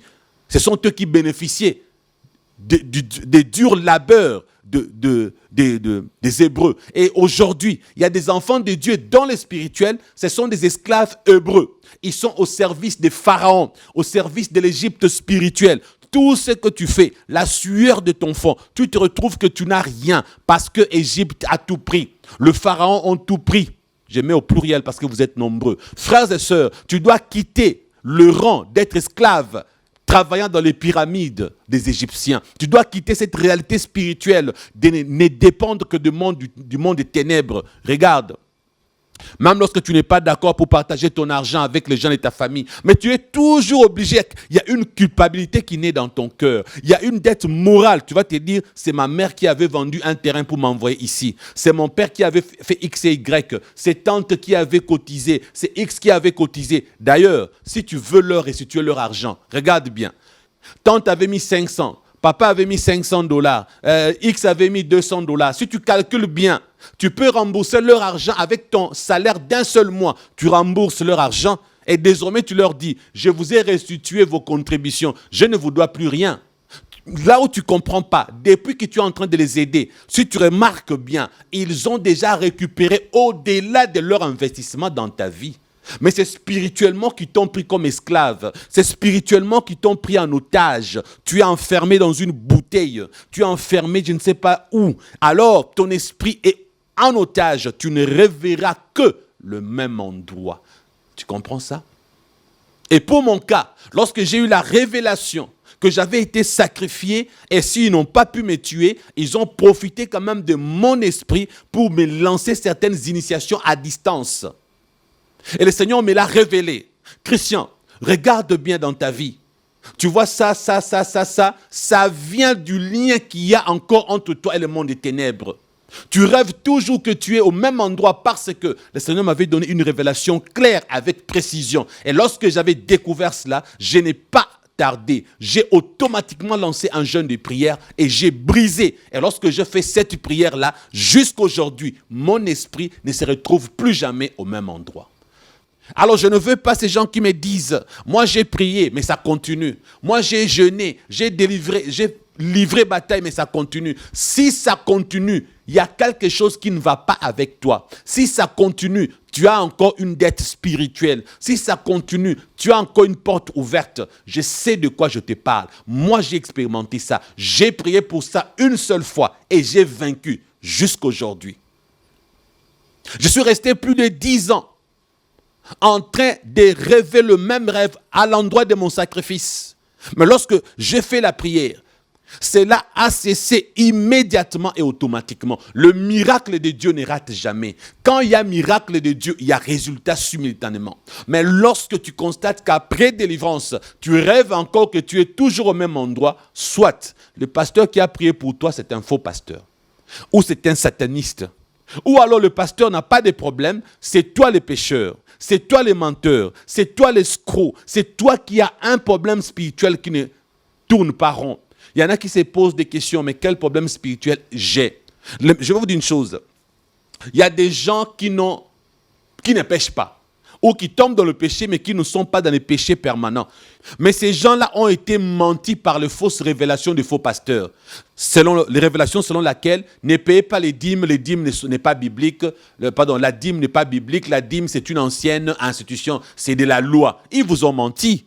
La loi n'a pas apporté la dîme. Lisez bien la Torah. Lisez bien le Pentateuque de Moïse. Lisez bien les 5 livres de Moïse. Vous allez découvrir que la dîme a existé avant la naissance de Moïse. La dîme a existé parce que Jacob a donné la dîme. Abraham a donné la dîme de tout à Melchisédek. Ce n'est pas la loi, les 10 commandements qui ont apporté la dîme. Vous comprenez? Donc le Nouveau Testament n'a pas à donner de versets pour nous parler de la dîme. Parce que c'est une vérité qui existe. Le Nouveau Testament, Jésus a dit, je ne suis pas venu abolir la loi, mais je suis venu l'accomplir. Il a parlé de la loi. Il n'a pas parlé avant la loi. Donc il y a eu une loi apportée par Moïse que Jésus n'est pas venu abolir. Or, la dite loi avait accepté la pratique de la dîme qu'elle avait trouvée. La loi de Moïse avait trouvé la pratique de la dîme exercée par Jacob et par Abraham. Dans la loi de Moïse, on a accepté la dîme. Et alors pourquoi la grâce de Jésus va rejeter la dîme? Si la loi qui avait trouvé la dîme l'avait acceptée, pourquoi la grâce doit-elle rejeter la dîme? Est-ce qu'il y a un verset du Nouveau Testament qui nous empêche de donner les dîmes? Donc je ne vous demande pas de me donner vos dîmes, mais je suis en train de vous enseigner la parole de Dieu. Frères et sœurs, la dîme est biblique. La Bible parle de la dîme dans l'Ancien Testament. La Bible parle de la dîme avant la loi. La dîme est une révélation divine. Elle a été donnée aux hommes qui avaient une relation avec Dieu. Et ces hommes-là ont eu à donner la dîme par révélation. La dîme n'est pas quelque chose de la loi ni de la grâce. C'est une révélation qui a commencé avant la loi et qui continue jusque maintenant. Alors si vous ne voulez pas payer vos dîmes, libre à vous, je ne vous force pas. Mais un verset de l'Ancien Testament dit clairement à ceux qui ne payent pas leur dîme, qu'est-ce que Dieu fera? Ces gens-là se retrouveront bloqués. Mais Dieu dit qu'il va menacer les dévoreurs pour qu'ils ne te dévorent pas tes biens financiers. Tout ce qui est matériel, si tu payes tes dîmes. Je ne suis pas là pour parler de la dîme. Je suis en train d'évoquer cet aspect des dîmes dans la délivrance. Pour vous dire ceci, ceux qui ne payent pas leur dîme, leur délivrance parfois ça rate. Même pas parfois. Leur délivrance rate toujours. Pourquoi je dis toujours? C'est par expérience. Si vous ne me croyez pas, vous qui ne payez pas vos dîmes, Dieu sait qu'à part les refus de payer la dîme, vous êtes exempt de tout péché. Dieu sait que vous êtes fidèle. C'est comme ce jeune homme riche qui a dit à Jésus, Jésus lui parlait avec lui. As-tu fait ceci? Oui, j'ai fait. Jésus a reconnu qu'il avait tout fait. Il avait obéi aux 10 commandements. Le jeune homme riche, il ne lui restait plus rien à faire. Il était conforme avec la parole de Dieu. Il était conforme avec la volonté de Dieu. Mais lorsque Jésus lui a demandé quelque chose qui n'était pas dans les 10 commandements, c'était quoi? De vendre tous ses biens et de donner aux pauvres. Jésus lui disait ceci. Oui, la loi, tu as mise en pratique. Tu es exemplaire. Tu es irréprochable. Mais là, comme je suis ton Dieu, je vais te demander quelque chose qui n'est pas écrit dans la loi. Je vais te demander quelque chose que les 10 commandements n'ont pas évoqué. Même les autres recommandations, les autres ordonnances qui accompagnaient les 10 commandements n'ont jamais parlé de ce que Jésus allait proposer au jeune homme riche. Jésus lui propose quelque chose qui n'est pas écrit dans la loi. Jésus lui propose quelque chose qui n'est pas dans les 10 commandements. Jésus lui propose quelque chose qui n'est pas écrit, même dans les autres recommandations qui accompagnaient la loi, de vendre tous ses biens, de donner aux pauvres et de suivre Jésus. Quelque chose non écrit. Pourquoi Jésus lui demande de faire ça? Ça, c'est une révélation. Jésus lui demande de faire ça parce que derrière la demande de Jésus, il y a une révélation. Laquelle, jeune homme riche, moi qui te connais, je t'assure, tout ce qui est écrit, tu as mis en pratique. Mais il y a quelque chose, tu es attaché à quelque chose qui va te priver le royaume des cieux. Jésus avait déjà vu que la richesse de cet homme va lui priver le royaume des cieux. Alors Jésus lui propose de vendre tout. L'obéissance. L'homme a refusé cette révélation. Et quand Jésus dira après qu'il est difficile aux hommes riches, aux riches d'entrer dans le royaume des cieux. Et Jésus a donné la révélation ces jours-là que ceux qui sont riches auront du mal à être sauvés. Pourquoi ils auront du mal à être sauvés? Parce qu'ils sont attachés à leurs biens, ils sont attachés à leur bonheur terrestre, ils sont attachés à leur richesse, au point qu'ils n'ont plus besoin de Dieu. Frères et sœurs, s'il avait besoin de Jésus, il allait tout abandonner pour Jésus. Jésus lui-même avait dit, celui qui aime son père et sa mère plus que moi n'est pas digne de moi. D'ailleurs, pour les apôtres, ils ont dit, maître, nous avons tout abandonné, nous t'avons suivi. Jésus les avait même félicités. Eux, ils avaient tout abandonné. Il y a eu des apôtres qui avaient tout abandonné pour suivre Jésus, mais le jeune homme riche n'a pas pu. Et ce que les apôtres avaient fait n'était pas écrit dans la Bible. Tout abandonné n'était pas écrit dans la loi. Tout abandonné n'était pas les recommandations qui accompagnaient la loi. C'était une demande de Jésus, la révélation. Ils ont obéi à la révélation de tout abandonner, ils ont suivi Jésus. Le jeune homme riche a refusé. Alors mon frère, je viens de t'informer que la dîme est une révélation avant la loi. Jésus lui-même a demandé des choses qui n'étaient pas écrites dans la loi, ni dans les recommandations, ni dans les ordonnances qui accompagnaient la loi. Il a demandé cela à ses 12 apôtres de tout abandonner pour le suivre. Il a demandé au jeune homme riche, les apôtres ont accepté, le jeune homme riche a refusé. Frères et sœurs, si tu es convaincu que la dîme n'est pas écrite dans le Nouveau Testament, si tu es convaincu qu'elle n'est pas écrite dans l'Ancien Testament, si tu es convaincu qu'elle n'existe même pas dans la Bible, alors paye-la par révélation. Parce qu'au fond, si vous remarquez bien, vous ne vous appauvrissez pas. On vous a menti que si vous payez vos dîmes, vous allez vous appauvrir. C'est un enseignement satanique. L'ennemi veut vous induire en erreur. Parce que regardez, tu as 1000 $ de salaire, tu n'enlèves que 100 $. Il te reste 90%. Est-ce que quelqu'un qui a 90% de son salaire peut-il s'appauvrir? Quelqu'un qui a 1000 $ et qui garde 900 $ après avoir payé sa dîme, peut-elle s'appauvrir, cette personne? Non. Et puis réfléchissez bien.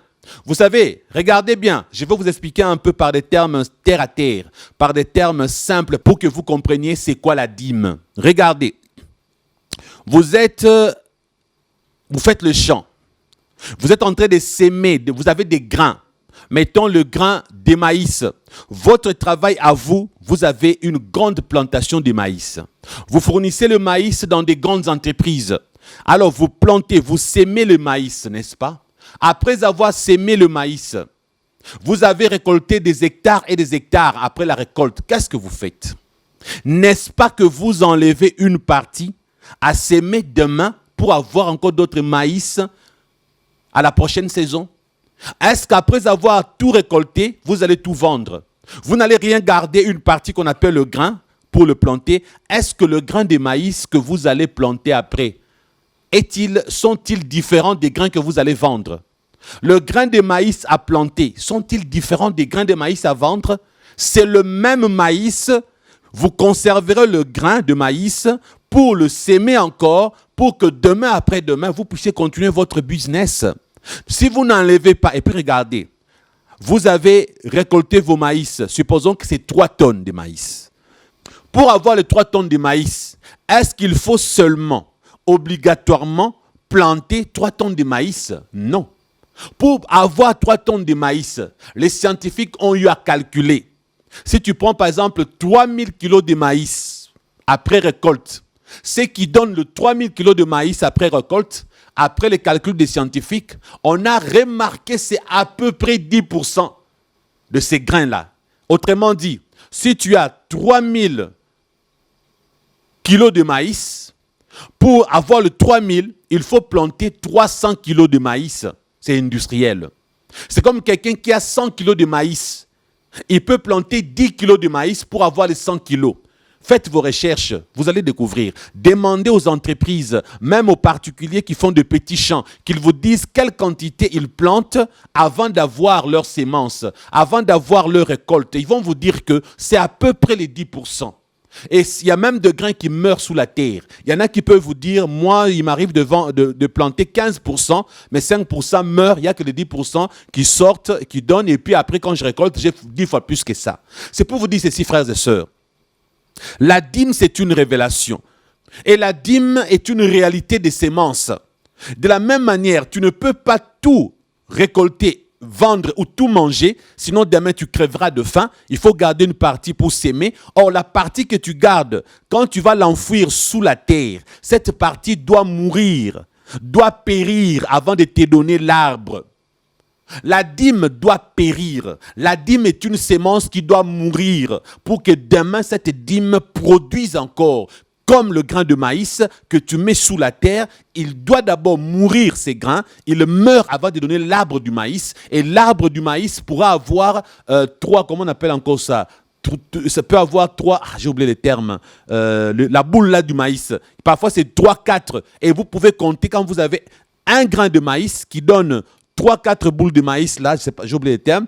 Donc, frères et sœurs, c'est pour vous dire ceci. Lorsque vous plantez, si la sémence ne meurt pas, cette sémence ne donnera pas du fruit, ne donnera pas l'arbre, et demain vous allez devenir pauvre. Autrement dit, la sémence qui meurt, c'est cette sémence qui donne le produit pour demain. La dîme, c'est une sémence. La dîme doit périr sous la terre pour que demain tu récoltes encore. Pour vous dire ceci, frères et sœurs, comme l'expression, la métaphore que j'ai utilisée signifie que la dîme doit mourir, cela veut dire que la dîme, c'est une somme que toi tu ne peux pas utiliser. La dîme, c'est l'argent que tu ne peux pas manger. Ça ne t'appartient pas. Prends la dîme, les 10%, mets-les sous la terre. Laisse cette partie pourrir sous la terre. Elle ne t'appartient pas. Laisse ça, perds ça. Celui qui a planté s'est dit, j'ai perdu mes grains. Parce que tant que le grain n'ont pas donné, à vrai dire, il les a perdus. Parce que sous la terre, on ne le voit plus. Ou alors, même le grain qu'on ne met pas sous la terre, c'est là, au-dessus du sol, au-dessus de l'endroit qu'on a labouré. On se pose même des questions. Est-ce que demain ça va pousser? C'est par l'expérience. C'est par l'expérience que celui qui fait le champ dit « Je sais que ça va pousser, j'en ai l'habitude, je sais qu'il suffit d'attendre, je vais attendre. Après, il faut arroser, je veux mettre de l'eau. Quand tu payes la dîme, il faut la prière. » J'ai toujours dit au pasteur, quand vous recevez les dîmes des gens, priez pour eux, pour que Dieu les bénisse. La prière pour la dîme, c'est ça l'eau. C'est ça arroser le grain. C'est ça arroser ce que tu as planté. Lorsqu'un pasteur reçoit ta dîme, exige la prière. Il doit prier pour ta dîme. C'est pourquoi dans des églises sérieuses, quand on donne les dîmes, les pasteurs font une prière. C'est l'eau. Il est en train d'arroser ta sémence. Frères et sœurs, si tu manges tout, demain tu ne seras plus planté pour récolter. Si toi tu as l'habitude de tout prendre, un jour tu vas t'appauvrir. Les dévoreurs viendront. Tu perdras ton emploi. Un jour, ta vie sera bloquée. Ou alors, tu auras toujours le même emploi, mais tu ne feras rien avec l'argent que tu gagnes. Alors, ces gens-là, gros salaire, tu n'as jamais construit une maison. Gros salaire, tu as acheté un terrain sur une inondation. L'inondation a tout emporté. Gros salaire, tu as acheté de gros véhicules, accident, tu as tout perdu. Parce que tu ne payes pas tes dîmes. Alors, je ferme la parenthèse en disant, vous le chrétien, qui ne péchez pas, est-ce que vous payez vos dîmes? Si vous avez cru que la dîme n'était pas biblique, si vous avez cru que la dîme était un mensonge des pasteurs pour vous appauvrir, sachez que ça peut être un blocage qui empêchera votre délivrance. Alors dans cette première séance, je suis en train d'annoncer que mettez de l'ordre dans votre vie spirituelle. En dehors de la dîme, je me souviens, parlons de la dette. Vous qui avez les dettes d'autrui, il faut le payer. Ce sont aussi des blocages spirituels. Nous en avons déjà parlé. La dette est une prison dans le monde spirituel. Celui qui n'a pas encore payé sa dette, il y a une prison dans laquelle il est ou elle est enfermée. Ça, c'est le spirituel. Dans le monde de Satan, est emprisonnée toute personne qui doit à quelqu'un de l'argent. Il faut payer vos dettes. Si vous n'avez pas payé vos dettes, même la dette que tu as de $10 peut constituer un blocage contre ta délivrance, contre ta bénédiction, contre ton avancement spirituel. Payez vos dettes. Faites un effort pour payer vos dettes. Donc, j'ai aujourd'hui circoncis. Je vous parle un peu en général de faire un effort d'être irréprochable aux yeux de Dieu. Parce que notre Dieu, c'est celui qui nous délivre par son Fils Jésus-Christ. Si Dieu est pour toi, qui sera contre toi? Et si Dieu est contre toi, qui sera pour toi? Si Dieu t'approuve, Satan ne va pas te résister. Si Dieu t'approuve, Satan en t'accusant, il perdra. Lorsqu'il ira t'accuser, on va lui botter les derrières, on va le chasser. Satan, l'accusateur, on ne lui donne pas toujours raison. Lorsque Satan a tort, on le chasse au ciel. On lui dit, tu n'as pas à accuser cette fille. Tu n'as pas à accuser ces garçons.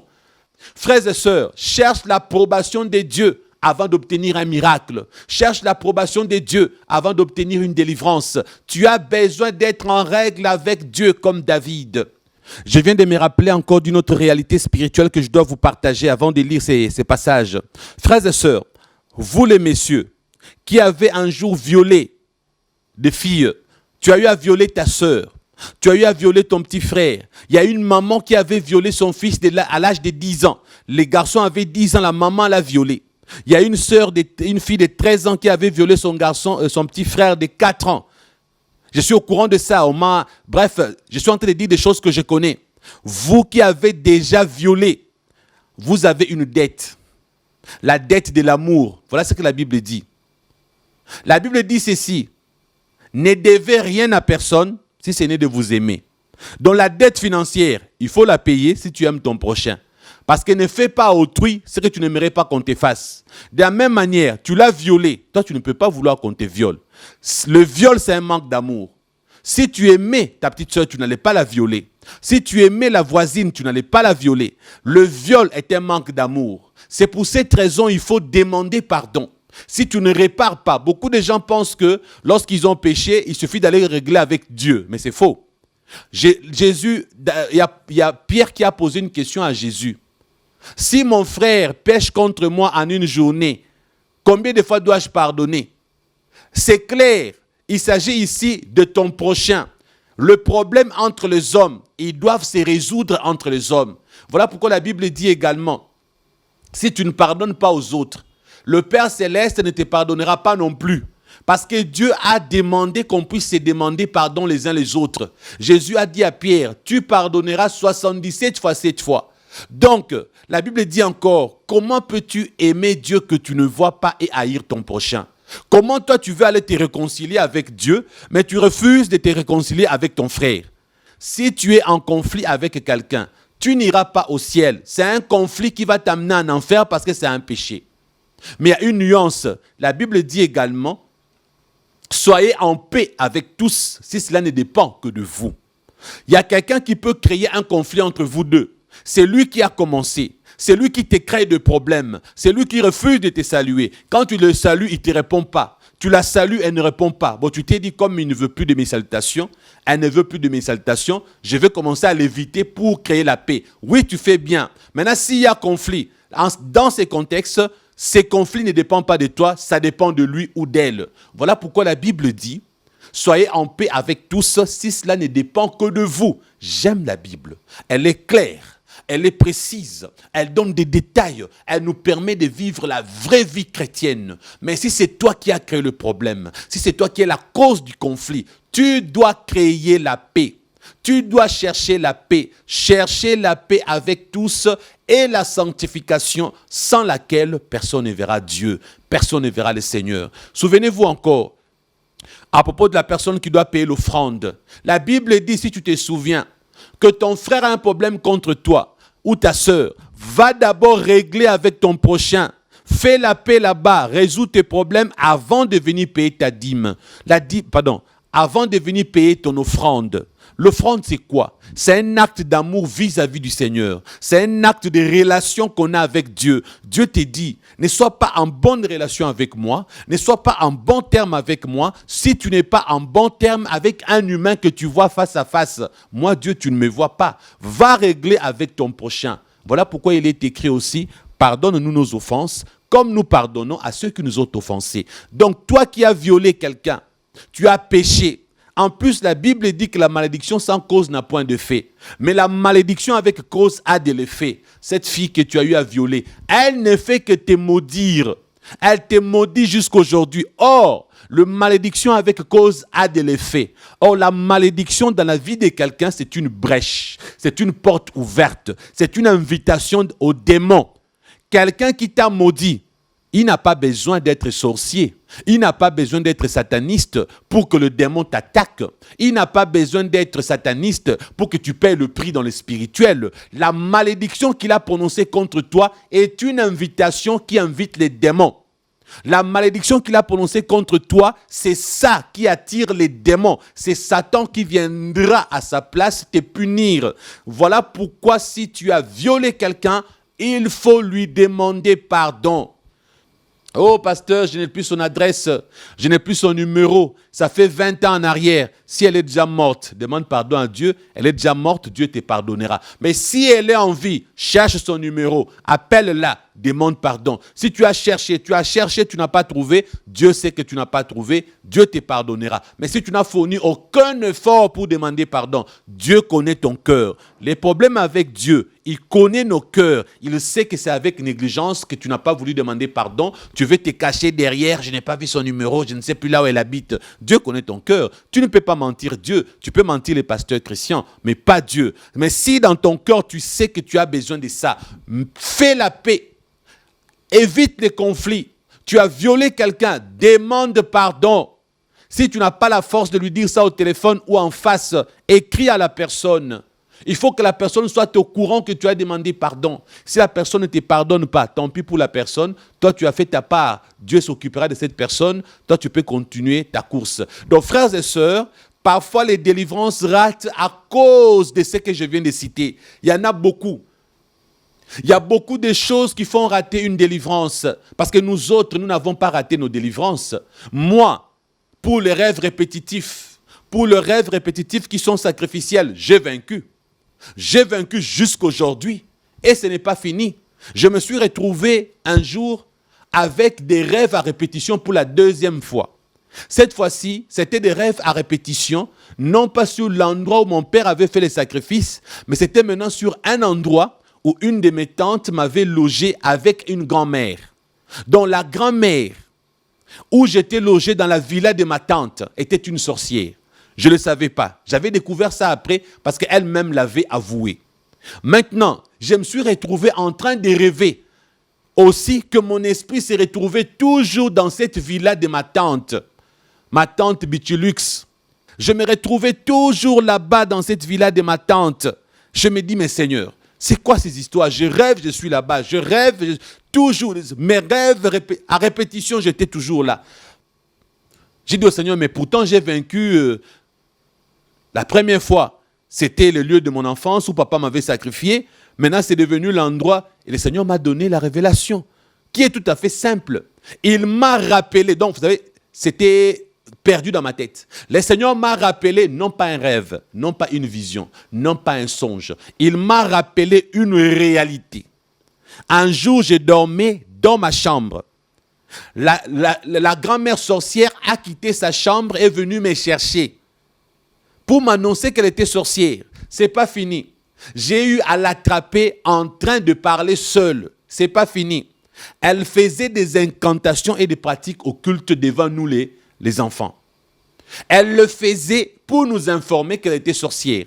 Quand j'ai essayé de la prêcher, elle m'a dit qu'elle ne pouvait pas se convertir et qu'elle était bien dans sa sorcellerie, si je peux paraphraser comme ça. Alors frères et sœurs, comprenez à présent pourquoi je me retrouvais toujours là-bas après des années. Parce que dans la grand-mère en question, elle a eu à préparer pour moi plusieurs fois, j'ai mangé sa nourriture. Qui ne vous dit pas que dans sa nourriture, elle m'avait fait manger quelque chose de la sorcellerie, quelque chose qui me revendiquait dans le monde spirituel. Le Seigneur m'a montré comment elle avait fait. Et j'ai découvert qu'elle m'avait fait manger quelque chose, alors on me réclamait dans le monde des ténèbres. Alors mon esprit était devenu maintenant un esprit à réclamer, un lien, une chose spirituelle me reliait avec cet endroit. Frères et sœurs, là encore, il faut une délivrance.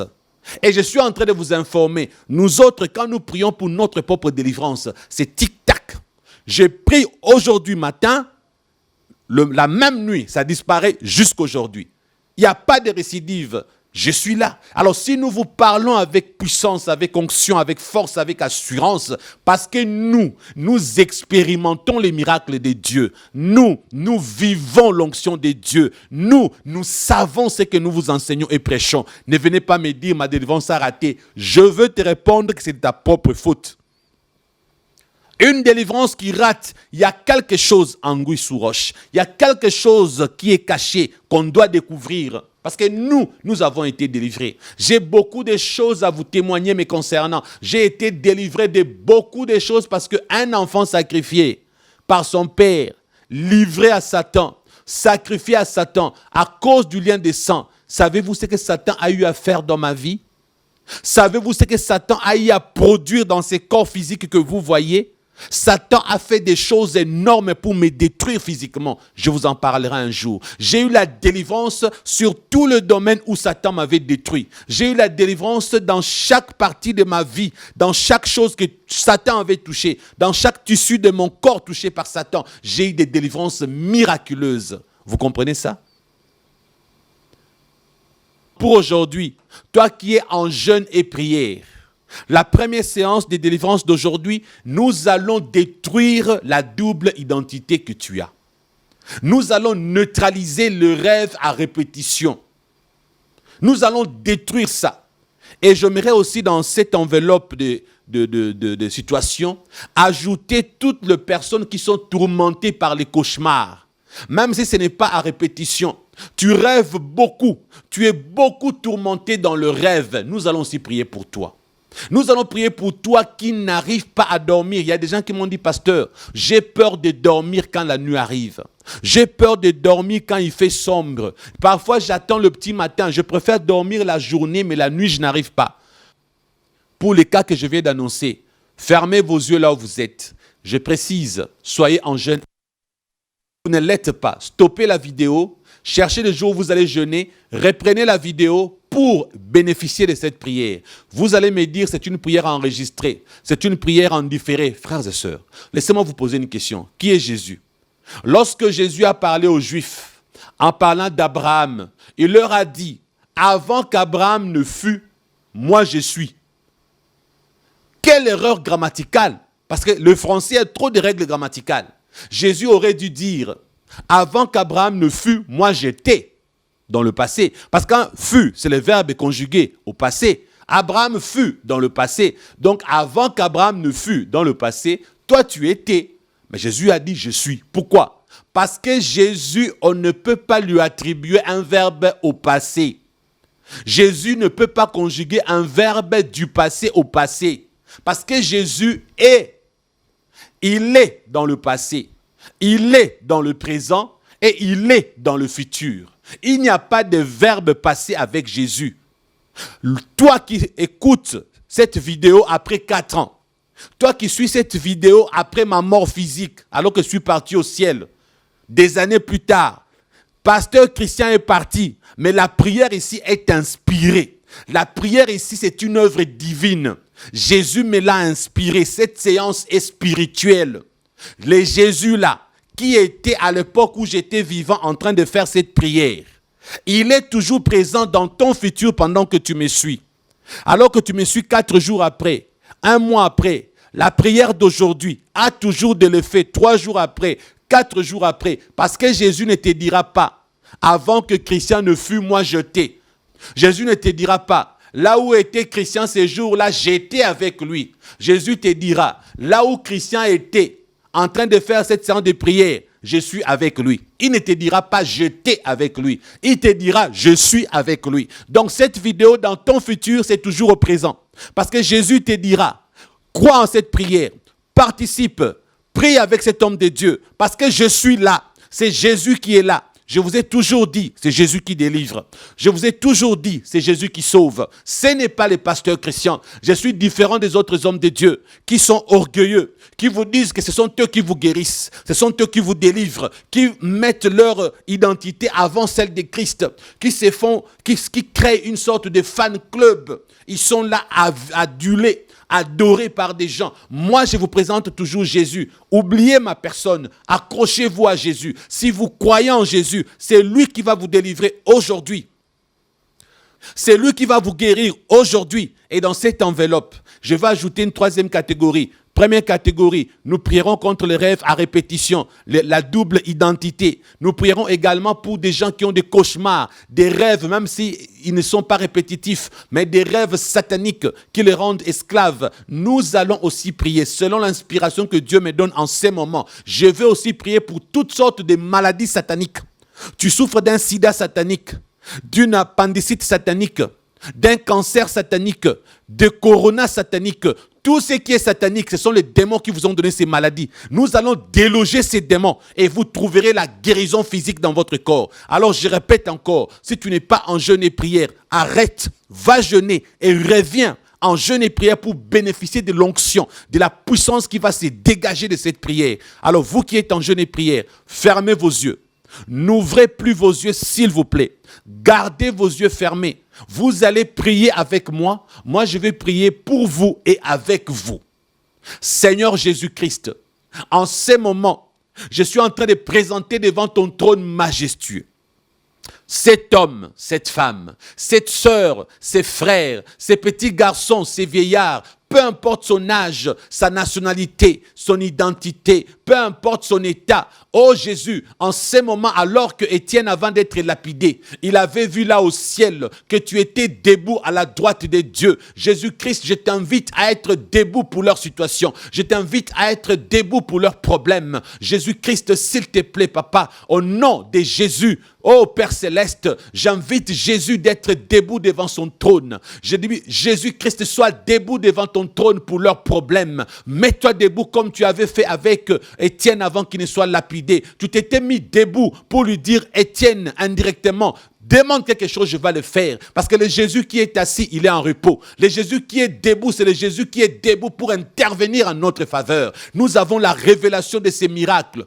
que Étienne avait raté. On l'a lapidé parce qu'il a préféré se laisser tuer que te demander une intervention divine. Nous, aujourd'hui, Jésus-Christ, nous te demandons de te mettre debout, comme pour Étienne. Mets-toi debout, agis pour nous. Lorsque tu étais ici-bas sur terre, tu chassais les démons par le doigt de Dieu, comme la Bible le dit. Tu as chassé les démons par le doigt de Dieu. Tu as fait des miracles et tu as donné ton nom pour que nous aussi puissions chasser les démons en ton nom, pour que nous aussi puissions guérir les malades en ton nom. C'est ton onction qui va les guérir. Moi, je fais la prière. Eux, ils ont la foi. Ils seront guéris. Les démons sortiront. Parce que cette femme qui avait la perte de sang, lorsqu'elle t'a touché, alors que tout le monde t'avait touché, personne n'avait eu le miracle. Mais cette femme qui t'avait touché avait eu son miracle parce qu'elle ne t'avait pas touché comme tout le monde. Elle était venue avec détermination. Elle avait la foi en toi. Elle croyait que toi, Jésus, par ton amour,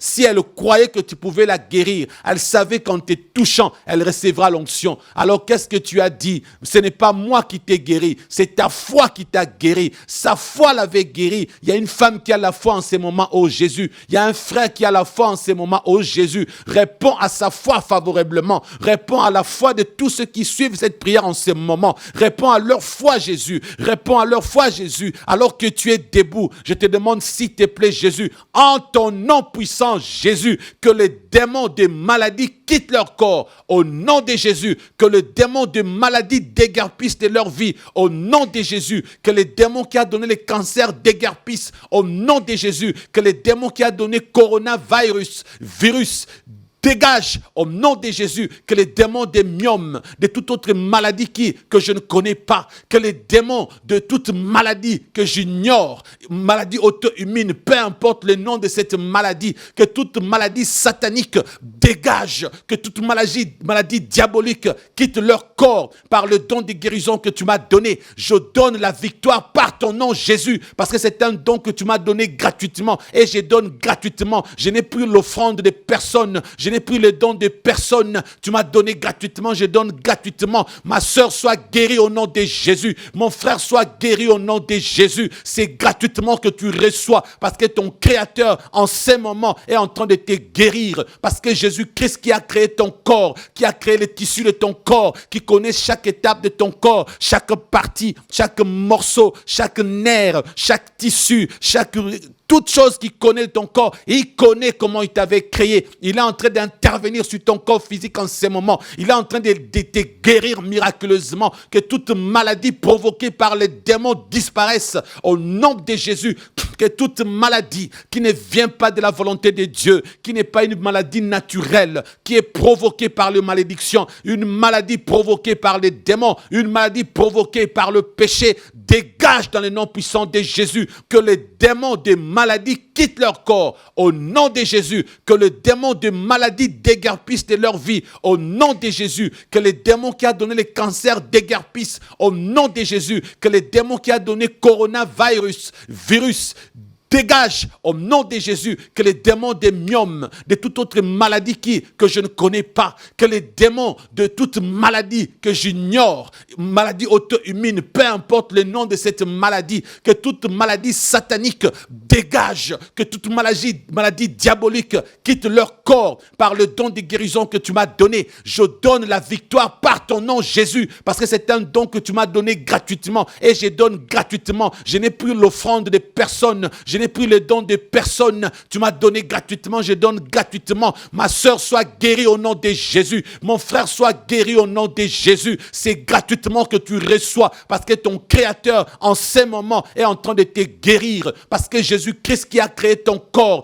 qui a créé les tissus de ton corps, qui connaît chaque étape de ton corps, chaque partie, chaque morceau, chaque nerf, chaque tissu, toute chose qu'il connaît de ton corps, il connaît comment il t'avait créé. Il est en train d'intervenir sur ton corps physique en ce moment. Il est en train de te guérir miraculeusement. Que toute maladie provoquée par les démons disparaisse au nom de Jésus. Que toute maladie qui ne vient pas de la volonté de Dieu, qui n'est pas une maladie naturelle, qui est provoquée par la malédiction, une maladie provoquée par les démons, une maladie provoquée par le péché, dégage dans le nom puissant de Jésus. Ma sœur, continue à prier, continue à avoir la foi.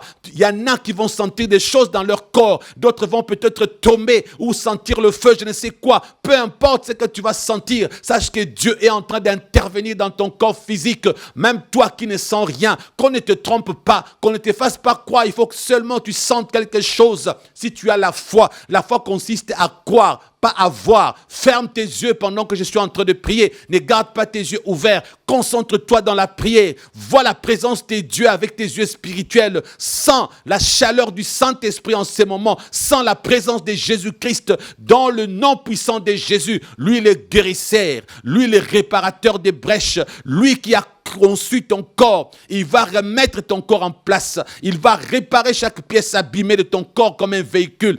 Dans le nom puissant de Jésus, tu reçois ta guérison. Dans le nom puissant de Jésus, tu reçois ta guérison. La maladie satanique est en train de guérir. La maladie démoniaque est en train de guérir. Et le démon qui était entré dans ton corps pour te maintenir dans la maladie est en train de déguerpir au nom de Jésus. Dans le nom puissant de Jésus, lui le guérisseur, lui le réparateur des brèches, lui qui a conçu ton corps, il va remettre ton corps en place. Il va réparer chaque pièce abîmée de ton corps comme un véhicule. Dans le nom puissant de Jésus, tu reçois ta guérison. Dans le nom puissant de Jésus, tu reçois ta guérison. La maladie satanique est en train de guérir. La maladie démoniaque est en train de guérir. Et le démon qui était entré dans ton corps pour te maintenir dans la maladie est en train de déguerpir au nom de Jésus. Nous n'avons pas besoin de connaître son nom. Nous n'avons pas besoin de savoir comment il est entré là-bas. Vous savez, la Bible dit, il est honteux de dire ce qu'ils font en privé. Il est honteux de dire tout ce qu'ils font en privé. Tout ce qu'ils font en privé. La manière qu'ils t'ont pris, ils t'ont fait ceci. Ils étaient là-bas la nuit. Ils étaient dans le monde pandémonium. Ils étaient dans le monde astral. Ils étaient dans un autre monde, je ne sais quoi, de Mamiwata. Les détails, on n'en a pas besoin. Parce que la Bible dit qu'il est honteux de dire ce qu'ils font en privé. Nous n'avons pas besoin de connaître ce qu'ils ont fait. Qu'est-ce qu'ils t'ont fait manger? Qu'est-ce qu'ils ont introduit en toi?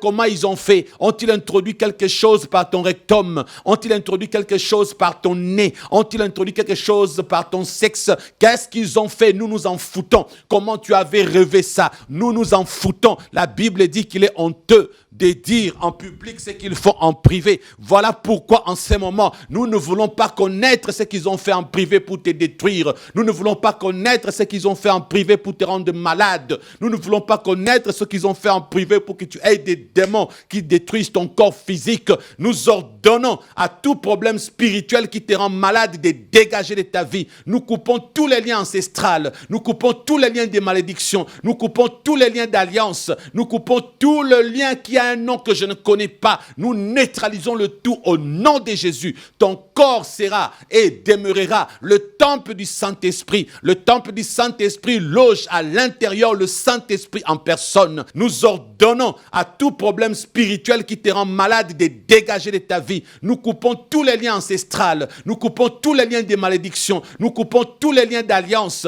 Nous coupons tout le lien qui a un nom que je ne connais pas. Nous neutralisons le tout au nom de Jésus. Ton corps sera et demeurera le temple du Saint-Esprit. Le temple du Saint-Esprit loge à l'intérieur le Saint-Esprit en personne. Et la Bible dit, au commencement, la terre était informe et vide, et l'Esprit de Dieu s'est mouvé au-dessus des eaux, et l'Esprit de Dieu s'est mouvé au-dessus des eaux. Au commencement, la terre était informe et vide. Mon frère, même si tu es informe et vide, ma sœur, même si tu es informe et vide, que l'Esprit de Dieu puisse se mouvoir au-dessus de ta vie, que l'Esprit de Dieu puisse se mouvoir au-dessus de ton existence.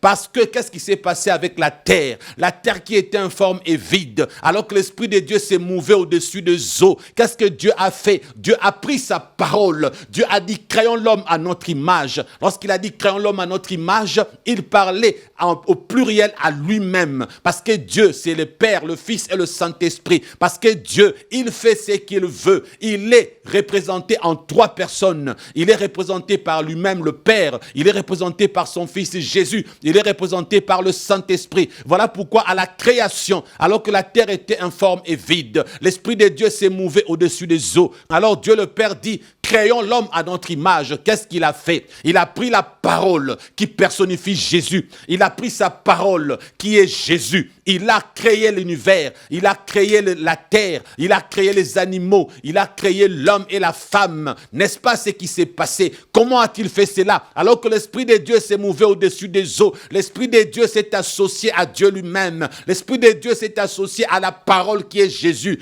Et les trois personnes en question que nous appelons la divinité. Oh Dieu dans sa divinité. Oh Dieu représenté dans sa divinité, Père, Fils et Saint-Esprit, a agi pour créer l'univers. Mon frère, ma sœur, même si tu es informe et vide, l'Esprit de Dieu qui s'émeut en toi, sache que la parole qui est Jésus-Christ, son Père va parler dans ta vie. La parole parlée de Dieu va te guérir. Tu ne seras plus informe et vide. Ta vie deviendra comme la terre que Dieu avait créée. Dieu va faire exister les arbres, la terre, les animaux. Ta vie ne sera plus informe et vide au nom puissant de Jésus. Voilà pourquoi Jean commence à écrire ceci. Au commencement était la parole, et la parole était avec Dieu, et la parole était Dieu. Toutes choses ont été créées par elle, et rien de ce qui a été fait n'a été fait sans elle. En elle était la vie et la lumière. Bref, Jésus-Christ est là dans la Bible. Souvenez-vous, au commencement était la parole. Dieu n'est pas à diviser. Dieu dans sa souveraineté, Dieu dans son amour. Aujourd'hui, par son esprit, par son Fils, notre Père Céleste se manifeste dans ta vie, dans les trois dimensions. Tu sais pourquoi? Parce que tu es corps, âme et esprit. Voilà pourquoi en ces moments, nous sommes en train de te communiquer la divinité de Dieu. Dieu qui est Père, Fils et Saint-Esprit. Toi, tu es corps, âme et esprit. Nous sommes en train de prendre ta vie comme tu es. Corps, âme et esprit. Nous sommes en train de prendre ton corps et nous le remettons à Dieu. Nous sommes en train de prendre ton âme, nous la remettons à Dieu. Nous sommes en train de prendre ton esprit, nous le remettons à Dieu. Pour que désormais, lorsqu'on va te chercher dans le monde des ténèbres, qu'on ne te voie pas. Toi qui rêves toujours les mêmes choses.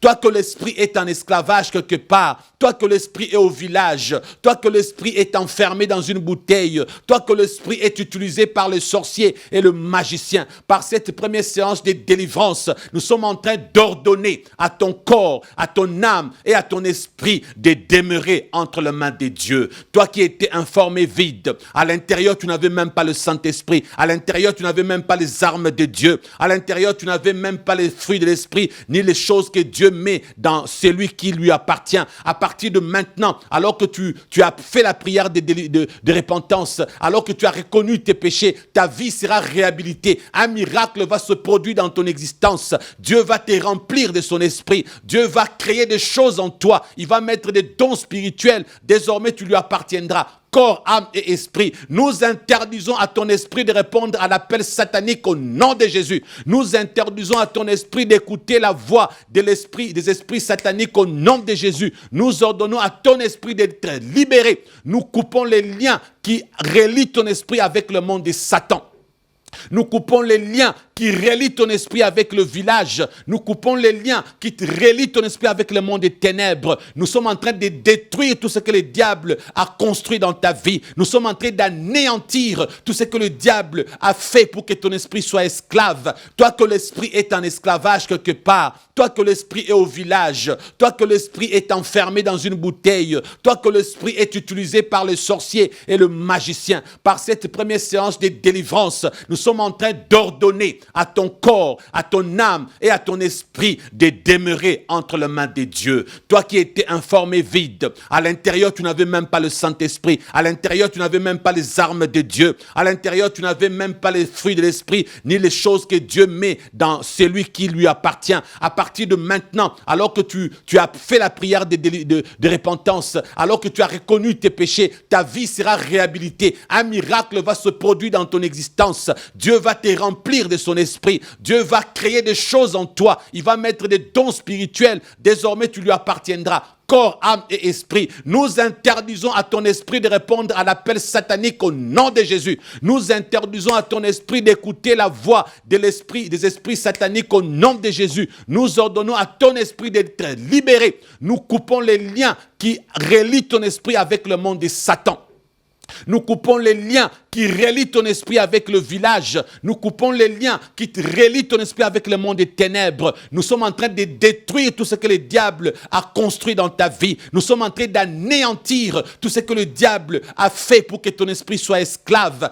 Pendant que je suis en train de prier en ce moment, je suis en train de subir en même temps une attaque. Alors, raison pour laquelle je fais une pause pour ordonner aux esprits qui sont en train de m'attaquer en ce moment de déguerpir au nom de Jésus. Je déguerpir au nom de Jésus. Je demande qu'il y ait un couvre-feu total entre vous et moi, qu'un couvre-feu total soit détecté contre le monde de Satan, qu'il n'y ait pas d'entrée, qu'il n'y ait pas de sortie. Vous qui êtes à l'intérieur, nous vous délogeons au nom de Jésus. Nous vous chassons au nom de Jésus. Libérez notre vie, libérez notre espace, libérez notre vie, libérez notre espace. Nous, enfants de Dieu, nous vous délogeons, nous vous chassons et nous décrétons un couvre-feu total. Pas d'entrée, pas de sortie. Vous étiez à l'intérieur. Nous vous dégageons au nom de Jésus. Quittez la maison des chrétiens. Quittez la maison des chrétiens. Tous les chrétiens qui sont en train de recevoir cette prière de délivrance, toutes les chrétiennes qui sont en train de recevoir cette prière de délivrance, nous vous délogeons de leur maison au nom puissant de Jésus. Nous vous chassons de leur maison au nom puissant de Jésus. Nous vous ordonnons de déguerpir de leur existence au nom puissant de Jésus. Que un couvre-feu total soit dans leur esprit, que le corps, l'âme et l'esprit soient protégés par un couvre-feu de l'esprit total au nom de Jésus, que leur maison soit protégée au nom de Jésus, que leur bureau, leur travail soit protégé au nom de Jésus. Nous interdisons, nous coupons les liens qui relient leur esprit avec le monde des ténèbres. Désormais, tout ce que vous avez bâti, tout ce que vous avez construit dans leur vie pour les détruire, nous neutralisons et nous détruisons tout ce que vous avez bâti et construit au nom de Jésus et nous rebâtissons tout ce que vous avez détruit. Nous réhabilitons tout ce que vous avez volé. Nous restituons tout ce que vous avez volé car Jésus est le créateur. Nous n'avons pas besoin de ce que vous avez déjà pris parce que c'est sali par vous, c'est sali par vos péchés, c'est sali par votre monde astral, c'est sali par votre monde pandémonium. Nous sommes en train de réhabiliter une nouveauté, une nouvelle création. Dieu va réhabiliter ce que vous avez volé au nom de Jésus, que leur vie soit réparée, que leur travail soit restitué, que leur bénédiction soit restituée, que leur mariage soit restitué. Tout ce que vous avez volé, nous réhabilitons au nom de Jésus. Par la foi, mon frère, par la foi, ma soeur, reçois tout ce que Satan avait volé au nom de Jésus. Reçois tout ce que Satan avait volé au nom de Jésus. Dis, je reçois au nom de Jésus. Dis, je reçois au nom de Jésus. Je reçois mes bénédictions volées au nom de Jésus. Je reçois. Commence à citer ce que Satan t'avait volé. Tu connais des choses qui ont été volées. Tu connais des choses que tu as perdues. Commence à citer ces choses que tu as perdues. Dis que je reçois ces choses au nom de Jésus. Dis que je reçois ces choses au nom de Jésus. Tu connais les choses que tu avais perdu. Reçois au nom de Jésus. Reçois au nom de Jésus. Toi qui étais malade, dis que je reçois ma guérison en ce moment. Dis que je reçois ma guérison en ce moment. Au nom puissant de Jésus. Répète dans ta bouche. Je reçois ma guérison physique au nom de Jésus. Cite le nom de cette maladie. Ne dis pas ma maladie. Ça n'a jamais été ta maladie. Je dis que je reçois la victoire contre maladie X au nom de Jésus. Je reçois la victoire contre maladie X au nom de Jésus. Dis à Jésus, je sais que je suis guéri. Je ferai un contrôle médical et je témoignerai que tu m'as guéri dans ton nom puissant. Reçois ce que Jésus te donne ce soir. Reçois ce que Jésus te donne ce soir. Reçois ce que Jésus te donne ce soir. Nous coupons les liens qui relient leur esprit avec le monde des ténèbres. Désormais, tout ce que vous avez bâti, tout ce que vous avez construit dans leur vie pour les détruire, nous neutralisons et nous détruisons tout ce que vous avez bâti et construit au nom de Jésus et nous rebâtissons tout ce que vous avez détruit. Nous réhabilitons tout ce que vous avez volé. Nous restituons tout ce que vous avez volé car Jésus est le créateur. Nous n'avons pas besoin de ce que vous avez déjà pris parce que c'est sali par vous, c'est sali par vos péchés, c'est sali par votre monde astral, c'est sali par votre monde pandémonium. Nous sommes en train de réhabiliter une nouveauté, une nouvelle création. Dieu va réhabiliter ce que vous avez volé au nom de Jésus, que leur vie soit réparée, que leur travail soit restitué, que leur bénédiction soit restituée, que leur mariage soit restitué. Tout ce que vous avez volé, nous réhabilitons au nom de Jésus. Par la foi, mon frère, par la foi, ma soeur, reçois tout ce que Satan avait volé au nom de Jésus. Reçois tout ce que Satan avait volé au nom de Jésus. Dis, je reçois au nom de Jésus. Dis, je reçois au nom de Jésus. Je reçois mes bénédictions volées au nom de Jésus. Je reçois. Commence à citer ce que Satan t'avait volé. Tu connais des choses qui ont été volées. Tu connais des choses que tu as perdues. Commence à citer ces choses que tu as perdues. Dis que je reçois ces choses au nom de Jésus. Dis que je reçois ces choses au nom de Jésus. Tu connais les choses que tu avais perdu, reçois au nom de Jésus, reçois au nom de Jésus. Toi qui étais malade, dis que je reçois ma guérison en ces moments, dis que je reçois ma guérison en ces moments, au nom puissant de Jésus. Répète dans ta bouche, je reçois ma guérison physique au nom de Jésus. Cite le nom de cette maladie, ne dis pas ma maladie, ça n'a jamais été ta maladie. Je dis que je reçois la victoire contre maladie X au nom de Jésus. Je reçois la victoire contre maladie X au nom de Jésus. Dis à Jésus, je sais que je suis guéri, je ferai un contrôle médical et je témoignerai que tu m'as guéri dans ton nom puissant.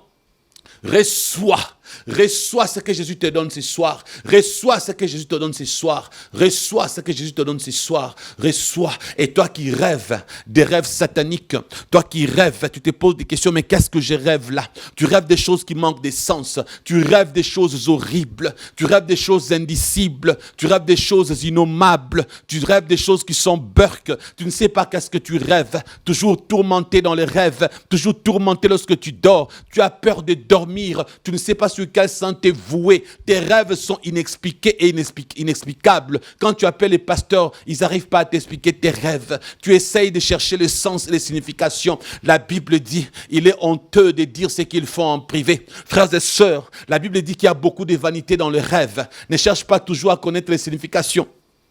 Ne cherche pas toujours à savoir de quoi il s'agit. Tu as plus que ça. C'est que tu as l'autorité du nom de Jésus. C'est que tu as le pouvoir de guérir de ces choses. C'est que tu as. La Bible dit que sur la croix, tu as reçu le nom puissant de Jésus. Alors écoute bien. Commence à prier toi-même. Dis, toi le mauvais rêve, je refuse de te rêver de nouveau au nom de Jésus. Commence à chasser le rêve que tu rêves la nuit. Commence à purifier tes rêves. Invoque le sang de Jésus comme purificateur. Invoque le sang de Jésus, il est purificateur. Dis à Jésus, sanctifie mon âme, sanctifie mon corps, sanctifie mon esprit. Dis à Jésus, je ne veux pas que mon esprit soit en contact avec le monde des ténèbres. Je refuse les rêves de Satan au nom de Jésus. Je refuse les rêves qui ne proviennent pas de toi, ô Père, au nom de Jésus. Dis à Jésus, je veux que tu me gardes dans ton royaume. Je veux que tu protèges mon esprit. Rends invincible mon âme et mon esprit. Rends invisible mon âme et mon esprit. Qu'ils puissent me chercher sans me voir. Que le monde des ténèbres ne me retrouve plus lorsqu'il me cherche. Prends autorité en ce moment. Commence à prendre autorité dans le nom puissant de Jésus. Refuse d'entrer en contact avec le monde de Satan.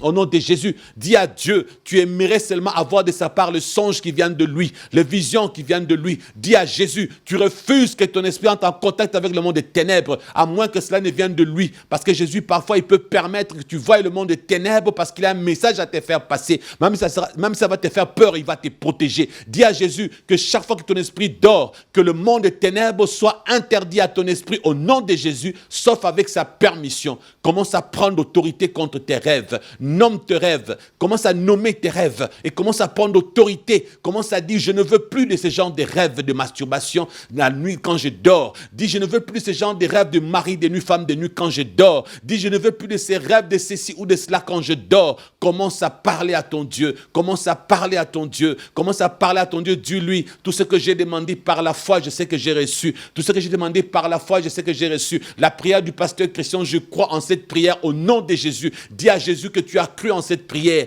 Dis à Jésus qu'il est il n'était pas, il ne sera pas, mais il est présent dans le passé, il est présent dans le présent, il est présent dans le futur. Même si cette prière est une prière en différé, lui est présent au moment où tu suis cette prière. Lui est présent au moment où tu es en train de prier. Tu n'as pas besoin d'espace, tu n'as pas besoin de temps, tu as besoin de Jésus. Tu as besoin de Jésus. Dis à Jésus, sanctifie mon âme, sanctifie mon corps, sanctifie mon esprit. Dis à Jésus, je ne veux pas que mon esprit soit en contact avec le monde des ténèbres. Je refuse les rêves de Satan au nom de Jésus. Je refuse les rêves qui ne proviennent pas de toi, ô Père, au nom de Jésus. Dis à Jésus, je veux que tu me gardes dans ton royaume. Je veux que tu protèges mon esprit. Rends invincible mon âme et mon esprit. Rends invisible mon âme et mon esprit. Qu'il puisse me chercher sans me voir. Que le monde des ténèbres ne me retrouve plus lorsqu'il me cherche. Prends autorité en ce moment. Commence à prendre autorité dans le nom puissant de Jésus. Refuse d'entrer en contact avec le monde de Satan. Au nom de Jésus, dis à Dieu, tu aimerais seulement avoir de sa part le songe qui vient de lui, les visions qui viennent de lui. Dis à Jésus, tu refuses que ton esprit entre en contact avec le monde des ténèbres, à moins que cela ne vienne de lui. Parce que Jésus, parfois, il peut permettre que tu voies le monde des ténèbres parce qu'il a un message à te faire passer. Même si ça va te faire peur, il va te protéger. Dis à Jésus que chaque fois que ton esprit dort, que le monde des ténèbres soit interdit à ton esprit au nom de Jésus, sauf avec sa permission. Commence à prendre autorité contre tes rêves. Nomme tes rêves. Commence à nommer tes rêves et commence à prendre autorité. Commence à dire, je ne veux plus de ce genre de rêves de masturbation la nuit quand je dors. Dis, je ne veux plus de ce genre de rêves de mari de nuit, femme de nuit quand je dors. Dis, je ne veux plus de ces rêves de ceci ou de cela quand je dors. Commence à parler à ton Dieu. Commence à parler à ton Dieu. Commence à parler à ton Dieu. Dis-lui, tout ce que j'ai demandé par la foi, je sais que j'ai reçu. Tout ce que j'ai demandé par la foi, je sais que j'ai reçu. La prière du pasteur Christian, je crois en cette prière au nom de Jésus. Dis à Jésus que tu as cru en cette prière. Dis à Jésus qu'il est, il n'était pas, il ne sera pas, mais il est présent dans le passé, il est présent dans le présent, il est présent dans le futur. Même si cette prière est une prière en différé, lui est présent au moment où tu suis cette prière. Lui est présent au moment où tu es en train de prier. Tu n'as pas besoin d'espace, tu n'as pas besoin de temps, tu as besoin de Jésus, tu as besoin de Jésus. Tu as besoin de Jésus et il est Emmanuel, Dieu au milieu de nous. Je te laisse avec Jésus.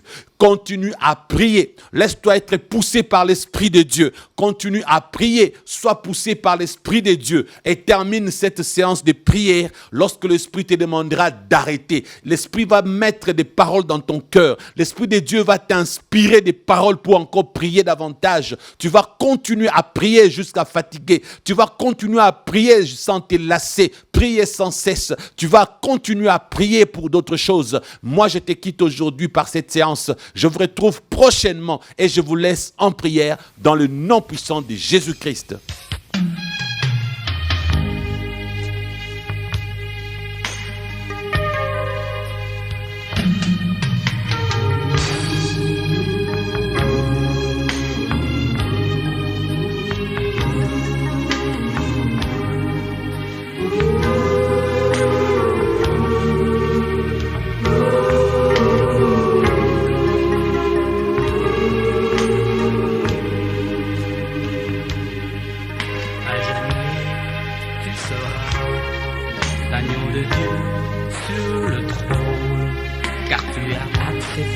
De mourir à la croix pour moi. Je veux te louer, mon Dieu, tout m'arracher pour Dieu. Je t'adore, car tu es digne de louange. Mon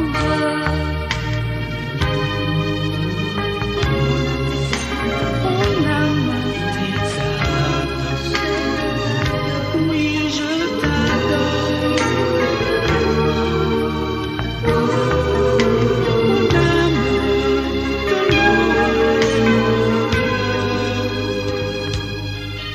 À jamais tu seras l'agneau de Dieu sur les trônes, le grand vainqueur qui est assis à droite de Dieu. Tu as reçu de ton Père un nom glorieux au-dessus de tout nom dans les cieux, sur la terre,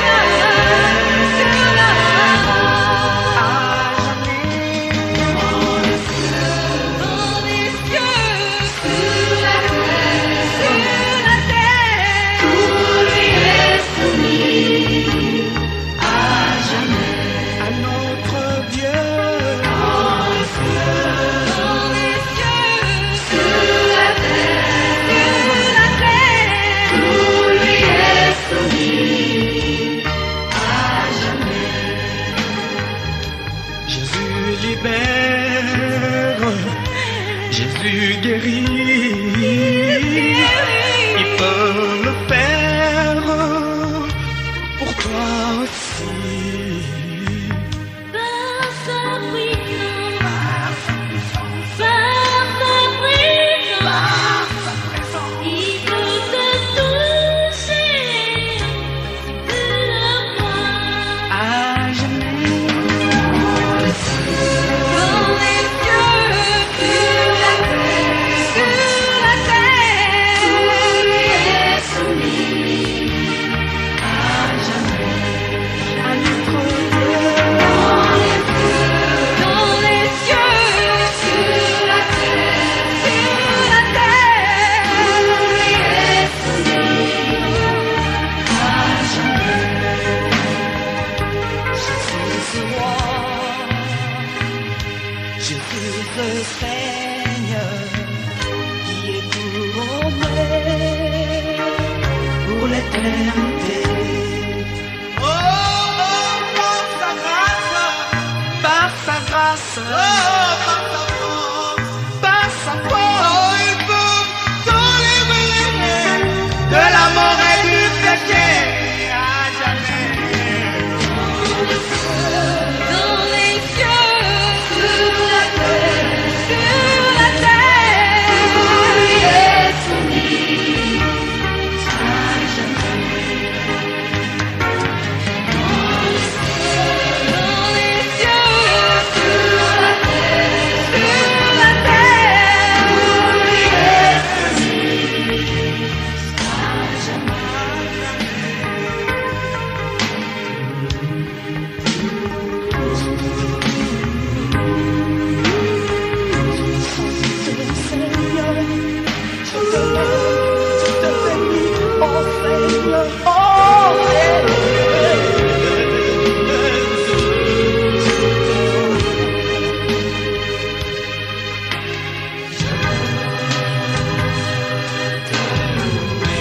Oui, te louer.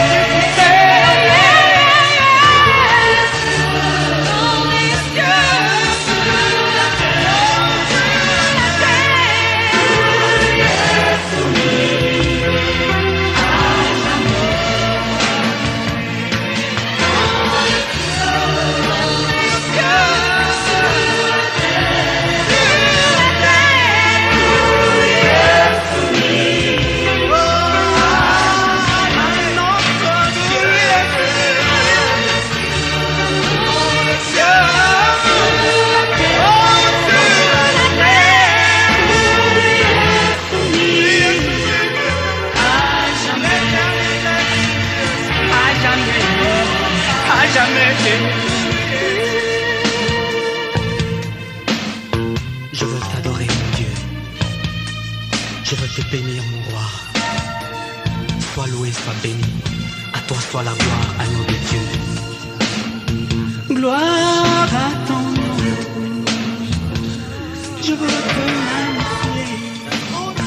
Je veux t'exalter. Tu es digne d'être prié. Tu es digne d'être prié. Toutes les nations pour te louer. Le prince de ce monde, le roi de ce monde, viendront avec leur couronne et les jetteront à tes pieds. Et diront toi seul, et diront de recevoir la louange, l'adoration, la bénédiction. Oh, la mamanta kavashi. Belle la sakanta téléchi takam. Oh, de Dieu, la à toi soit la puissance.